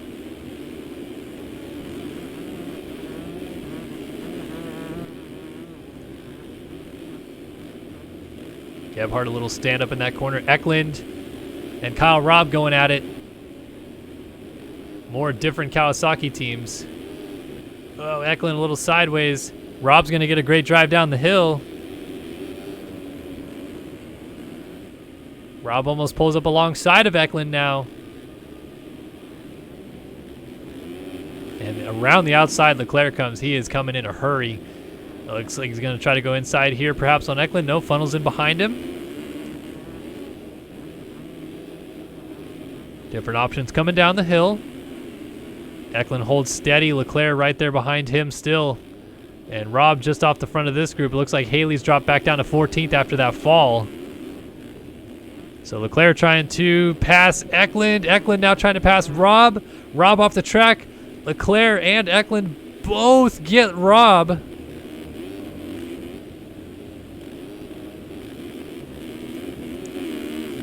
Go on board here with Alexis Leclair and see what it looks like from his perspective. I wonder if this early in the race as well, Leclair is going to try to do the quad if he's in a clear part of the racetrack. He's going to go to the inside here of Eklund. This might be the pass done. Wow.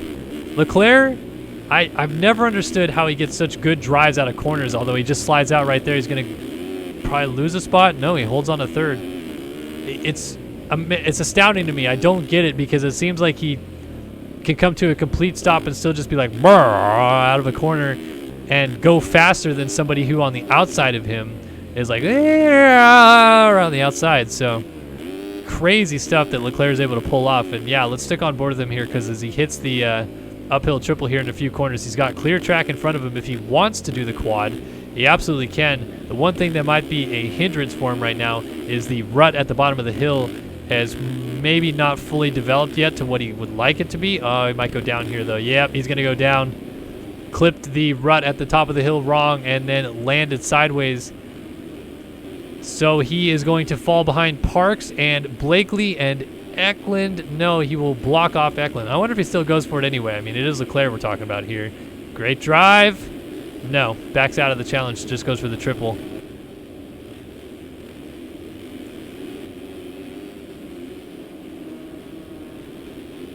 So Blakely now giving chase to Ethan Parks on the SYS FamMX Racing number 68 up here. So good race for Parks' dog.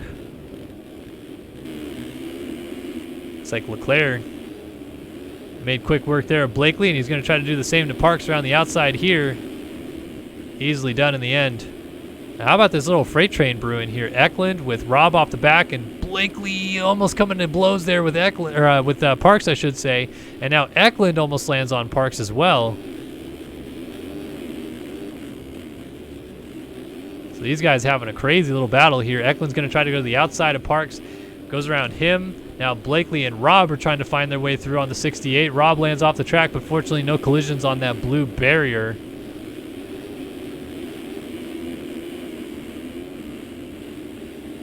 Drag race up the hill. Blakely looks inside of Ethan Parks. Parks tries to shut the door. Blakely again trying to go to the inside.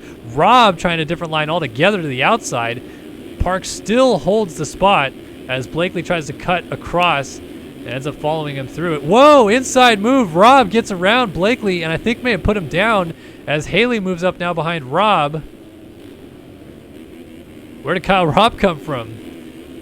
And now, oh, Jack Haley inside of Kyle Robb is going to just make that pass stick if he can slam the door here. But he gets stood up by Parks, who is trying to hold on for dear life in this position. So tripling back up the hill now. Oh, a little mistake. Rob getting sideways. Oh, and he tags Haley and takes him down. So it's still Parks and Rob continuing their fight.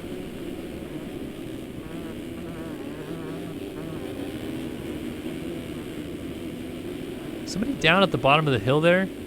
No, I guess not. Somebody was just in the other section of the track, I guess. So Rob and Parks.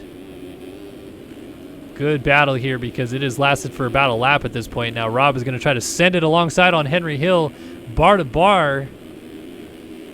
Rob has the inside here, but I'm not sure if it's preferred this early in the race. Yeah, look at Parks around the outside just keeping it on.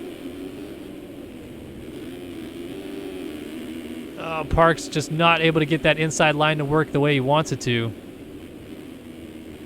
And Rob finally completes that pass. Now Eklund next up ahead of them. Then Adam Holm, Jeff Cooper, Alexis Leclair, Walter Gebhardt, and Daniel Mills out front. 10-second lead for the California native. Wouldn't this be something if Daniel Mills can sneak into the mix and win a moto? That would be quite the story from this one. Gonna do what he can. Hold on to this lead as long as he can, and one thing that Mills has going for him is that he is really consistent. Always puts in very consistent motos.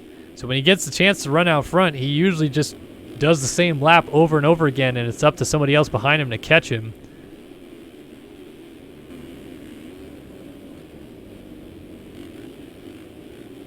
Adam Holm now catching up to Jeff Cooper. The number 17 atom.com ride moving up on the 89 Hemlock Hatco machine.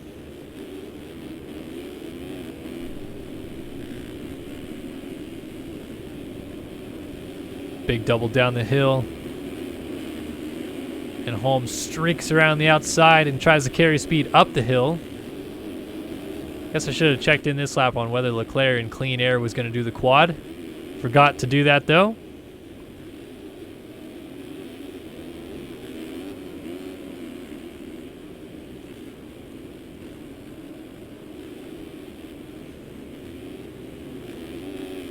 Holmes swings around the outside and tries to carry momentum up the hill. Jeff Cooper being stingy though, not letting Holm have it at all.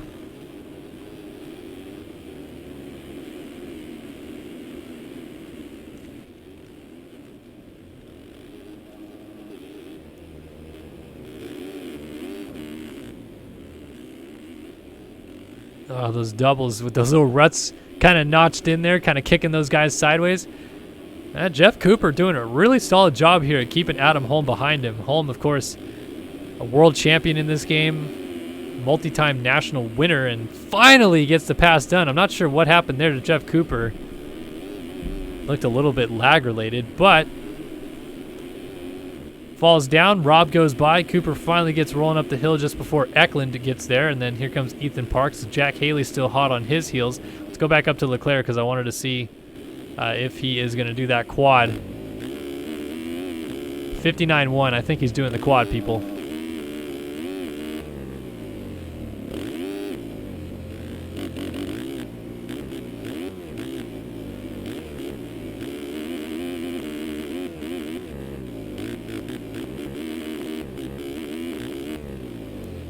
Jumping down the hill, a little short there. Oh my goodness.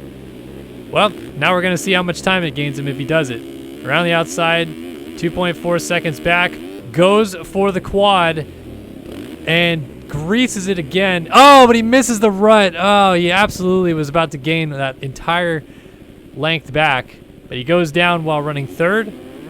He's still going to get up in third. Walter Gebhardt has taken the lead away from Daniel Mills, though. Not sure at what point that happened, but it was Mills who Leclair was trying to do the quad behind.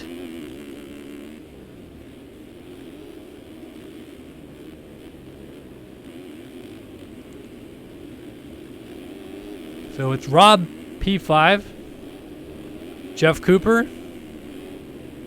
6th, Eklund is 7th, and Eklund now trying to go around Jeff Cooper the same way Holm was trying to work on him for several laps. This time, Eklund might just make it quick work here, though, down the inside. Launches down the hill, and yeah, no, Eklund slides out, and Cooper goes back by. So, too, does Jack Haley. Also squirting through there. And then Ethan Parks behind these guys. Then we got Luke Magnetti and Braden Castaneda coming down the hill. Cale Braden, Devin Davis, Jeremy Cohenauer, Logan Leitzel, and that is right. You are hearing a 252 stroke, ladies and gentlemen. In P16, Jeremy Siebold out here ripping it. Just sit back and listen to this for a sec.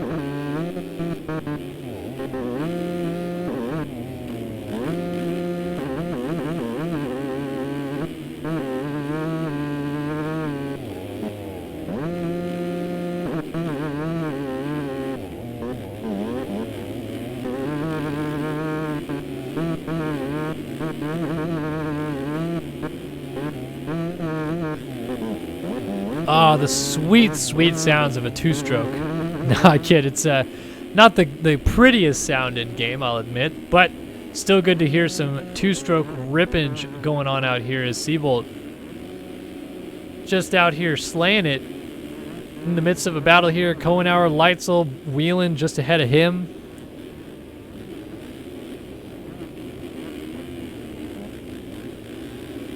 Whelan looks like he might be trying to march forward here. He goes around Leitzel. He passed Seabolt not too long before that. And Whelan is already putting the pressure here on Kohenauer, who just got a little sideways, and Whelan goes right on by. So wheelies up the hill, matching his name, but not on purpose.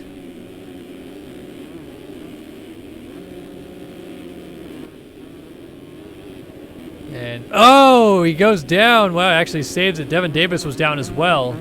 So Devin Davis losing several positions there. Now Leitzel and Kohenauer continue their fight up the road of this. You just hear Seabolt just absolutely wicked on the two-stroke around the outside there. So this battle right now is for 13th, 14th, 15th, and Whelan right now is in 16th. Seabolt trying to fight back on Leitzel. Leitzel almost goes down, and Seabolt able to go on by. Leitzel's not going to be too stoked about getting passed by a two-stroke. But it is what it is. Oh, Whelan down. Big kick in the background, and gets absolutely tossed to the deck.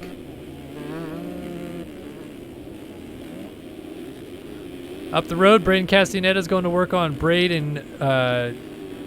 Cale Braden. It's Braden and Braden, but their names are first and last.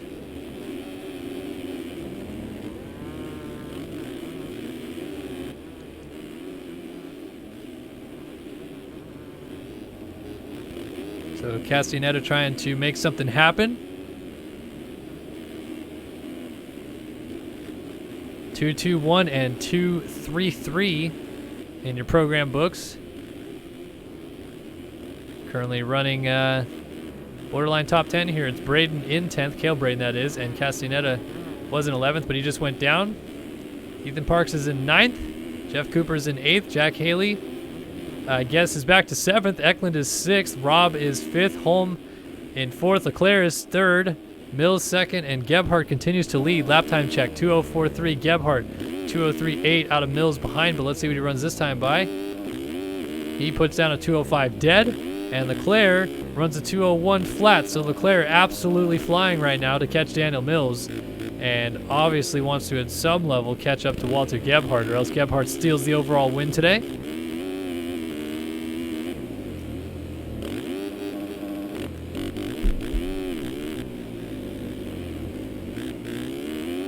Sitting back watching the master go to work here. Leclair, absolutely ridiculous on this track here tonight. Only guy all night we've seen successfully land the uphill quad.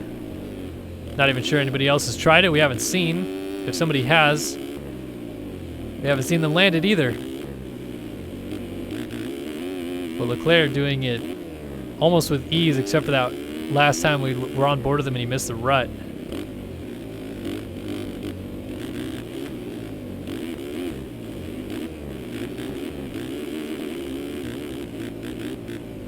Let's see now that he's right behind D Mills. This could be an opportunity for Leclair here to make the pass on Mills by jumping over top of him. So let's see if he goes for it. He's going to go to the outside here. He's going to try to get a good drive. Oh, he got a pretty good drive. He's going to try it. Look at this. Goes for the quad and literally passes D Mills by quadding over him. Alexis Leclair, you are absolutely filthy.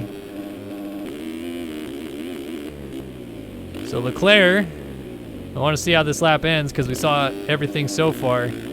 Take a look at the lap time. 10 seconds back of Gebhardt now, but he literally just quadded over Daniel Mills for second.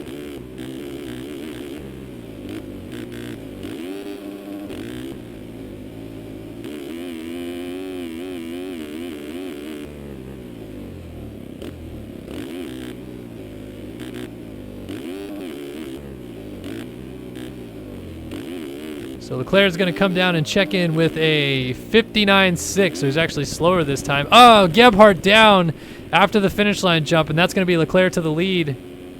No, Leclair went down too. I'm sorry, Leclair also fell. I don't think he went off the bike. But report is that Gebhardt is also hitting the quad, and now he may be forced to do it with Leclair closing up from behind him. So let's see if Gebhardt is also busting it out.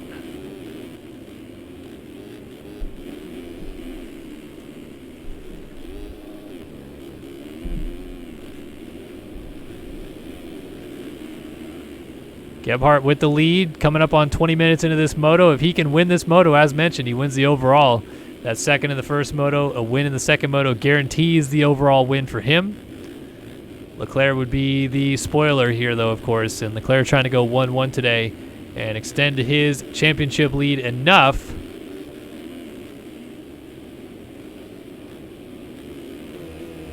So let's see. He's going to be behind a couple people, will be Gebhardt, but let's see. He's going to probably try it anyway. Gets a drive, and yep, he is doing it. Oh, he's going to land on this guy. Oh, yes, he is. He just landed on Copeland. Leclair, is he going to do it behind them?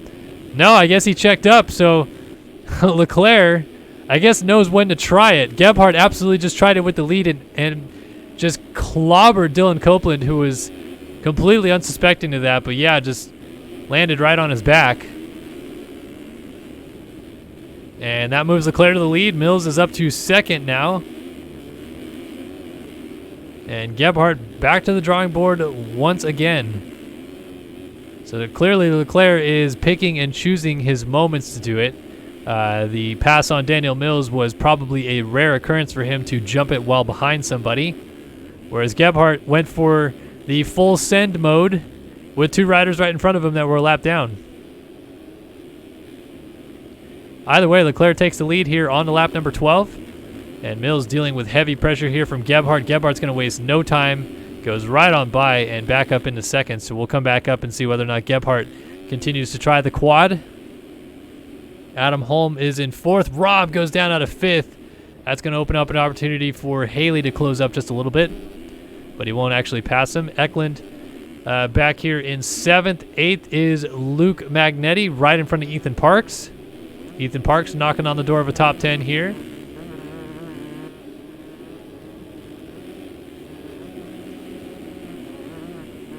And Jeff Cooper with Seabolt right behind him. Cooper rounds out our top 10, but Seabolt trying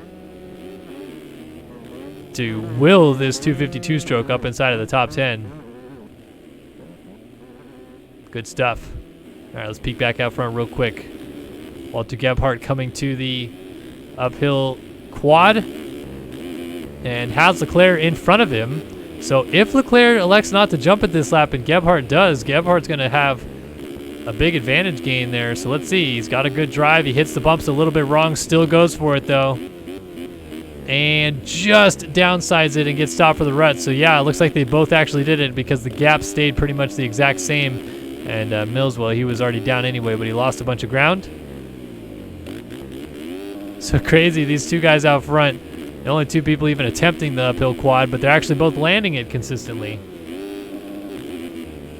If it wasn't for Gebhardt landing on Copeland that time, seems like that would have been the fourth or fifth time in a row that he would have landed it,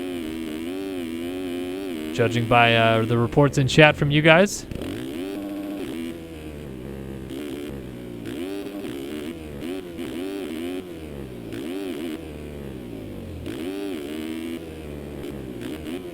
So a 59.6 and a 201.4. Leclair almost went down. He comes back on sideways. Gebhardt just missed him by, I don't know, a fraction of a hair there. So Leclair back to the drawing board trying to get around Gebhardt. They are going around Billy Kunitz. They are lapping 193. Is that Lewis Williams, I think? Or is it Heagney? No, it's Williams. So Gebhardt around them. And now Gebhardt is probably going to be forced to jump it just because Leclair is right behind him again. So if Leclair wants to jump it, he might have the opportunity to pass Gebhardt by jumping it.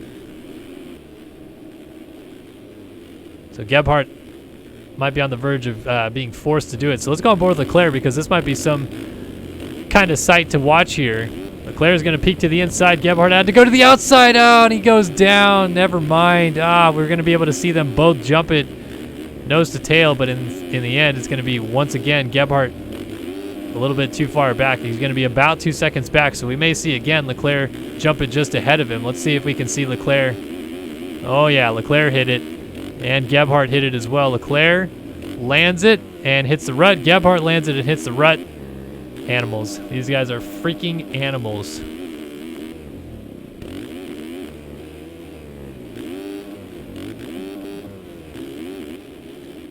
There's a reason they're both out front, though, I guess. Anybody else even trying this? Anybody else even thinking about this? Looks like Adam Holm is perfectly content to hit the triple. Eklund and Haley going at it for a battle back here.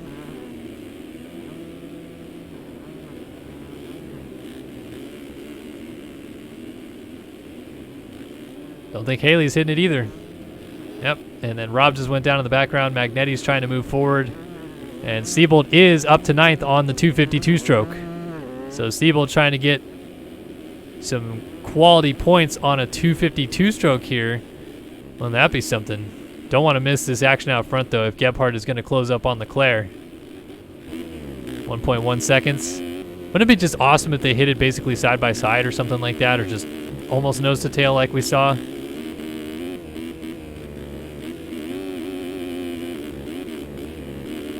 Gebhardt is keeping Leclair honest. There's no question about that. He's going to force him to hit it every lap.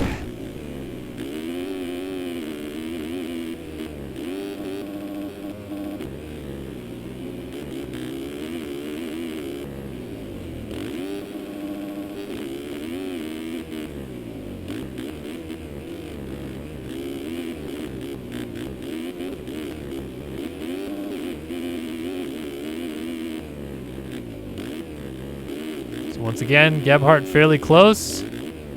Oh, Leclair down! Leclair down at the bottom of the hill, so I want to stick with Gebhardt because I want to see if he actually goes for the quad now that Leclerc's went down. You bet he absolutely is going to still do it. Oh, man, he's landing so far on the left side of the track, though. Oh, my gosh, how does he still do that? Is Leclair going to try it behind him? He doesn't have the drive, so Leclair down again. And suddenly has all the work still to do. Gebhardt still busting the quad out in front of him. Incredible stuff. 3 minutes left on the clock. And here's Holm closing up on Daniel Mills now.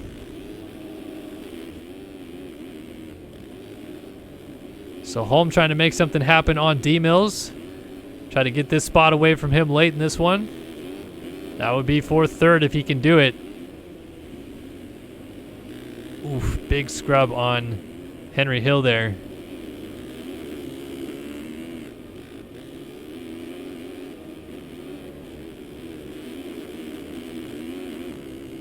So these guys are 30 seconds back of the race leaders, so they're 20 seconds back of Leclair right now. Incredible that they are keeping it pretty close, given the pace those two were running out front. Obviously, the crashing doesn't help.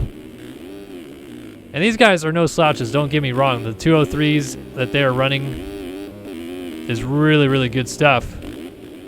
But the leaders are in the 59s. Oh, Mills a mistake. Holm might capitalize. Draws close, goes alongside, to the inside. Adam Holm up into third.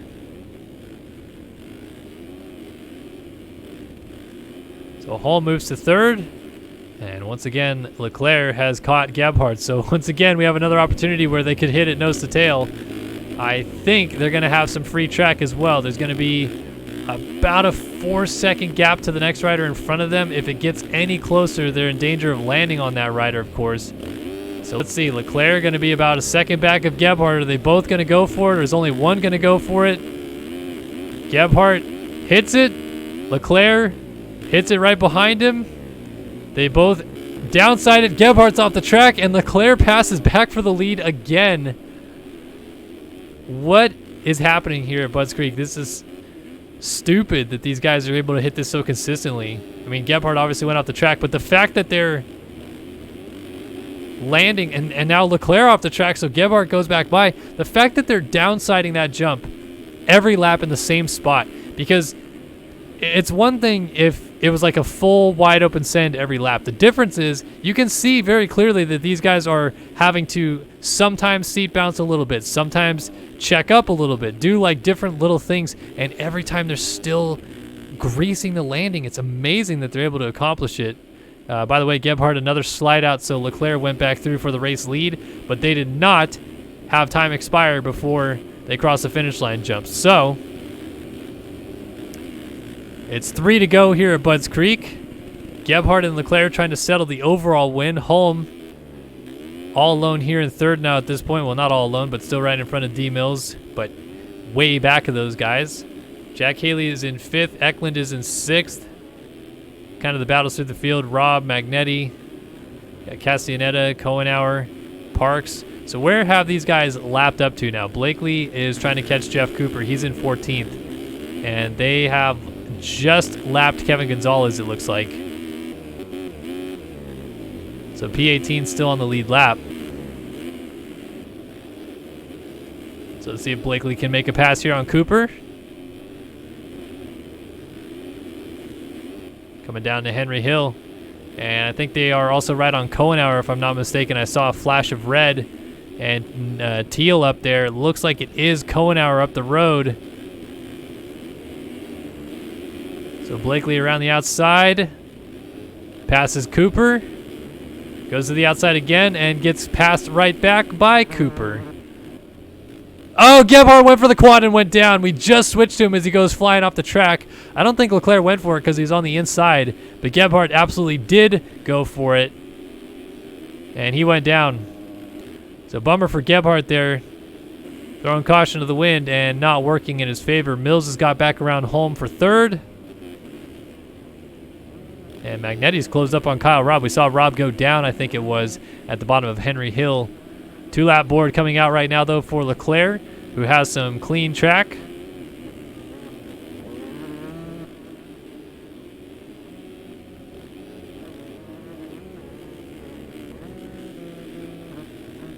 So 2 to go here at Budds Creek. Time winding down for Jack Haley to claw some valuable championship points back in his favor. As it stands right now, he would lose yet another 9 points, I believe it is, off of Leclair. Lost 5 in the first moto, so losing a total of 14 on the day. He was 29 points down, which means he will be 43 points down with 2 rounds to go, 4 motos left to run. And if Leclair can leave next week with a 50-point lead or more, then obviously he has clinched the championship. Oh, Gebhardt back to the lead, so I guess Leclair went down. And with the 2-lap board out, Leclair has to go back to work again. So these guys, they don't even have that big of a lead. It's a 20-second lead now back to Mills, and they keep crashing. So I wonder, do either of them settle down at this point, or do they just keep going for the all-out brawl, if you will, where they're both trying to basically kill each other by doing this quad lap after lap. And Gebhardt's going to have clear track. Leclair, well, he's going to have clear track because I think Davis is going to move out of the way. I think that's Devin Davis, is it not? See if Gebhardt's still going for it and get the same drive. Yeah, he's not this lap, so Leclerc's going to have an opportunity to gain some time. He's not going for it either, so maybe they are actually laying up a little bit. But it is only going to be 1 lap to go. Next time by, they're obviously running out of time a little bit to make stuff happen. So can Leclair, on raw speed, since Gebhardt's doing the exact same thing as him every lap, straight up catch Gebhardt for the win of this thing. Otherwise, Gebhardt wins the overall on the day with a 2-1 to Leclerc's 1-2. Leclair trying to go 1-1 here.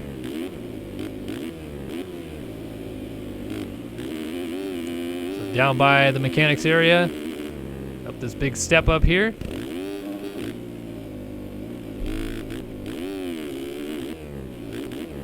Dropping down, it's a 3-second gap as the white flag waves. White flag waving on the left side of the track there. A 2:06.3 for Leclair. That was after that fall, of course, and a 2:03.5 for Gebhardt. So Leclair on raw pace has it in him to catch Gebhardt straight up.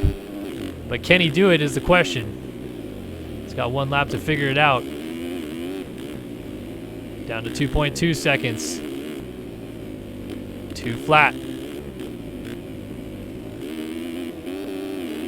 That was Bryce Whelan who was down.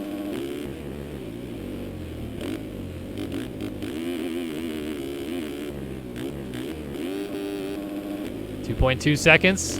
I think it's going to come down to who jumps the quad. If Gebhardt decides to back out of it to salvage the lead with lappers in front of him and Leclair goes for it, that might be the difference maker. But Leclair is close enough at this point that it might be behoove of Gebhardt to go for it. So I wonder if Leclair, watching Gebhardt in front of him, goes for it, might just settle back and not go for it. It kind of depends on what's going to happen here. So Gebhardt's going to be the first to hit it. Let's see if he does it. He does, and he goes for the backflip on it, and he's going to go down. And Leclair also went for it and landed it and hits the rut clean. So Gebhardt, trying to show off a little bit, ends up going down. Leclair is going to win this race and win the overall. Gebhardt falling short in the end.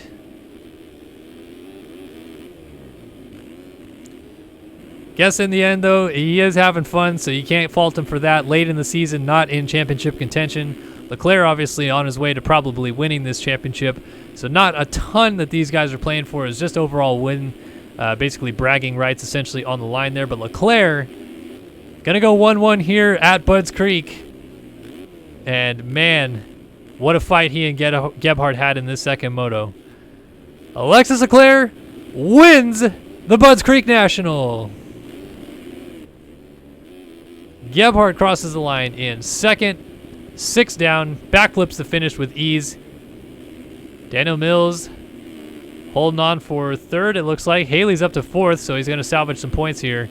That'll be only 7 points lost to Leclair in this one, after losing 5 in the first moto, so a 12-point loss. He's going to be 41 points down with 2 rounds to go. And I believe, unofficially, Adam Holm has now been mathematically eliminated from the championship.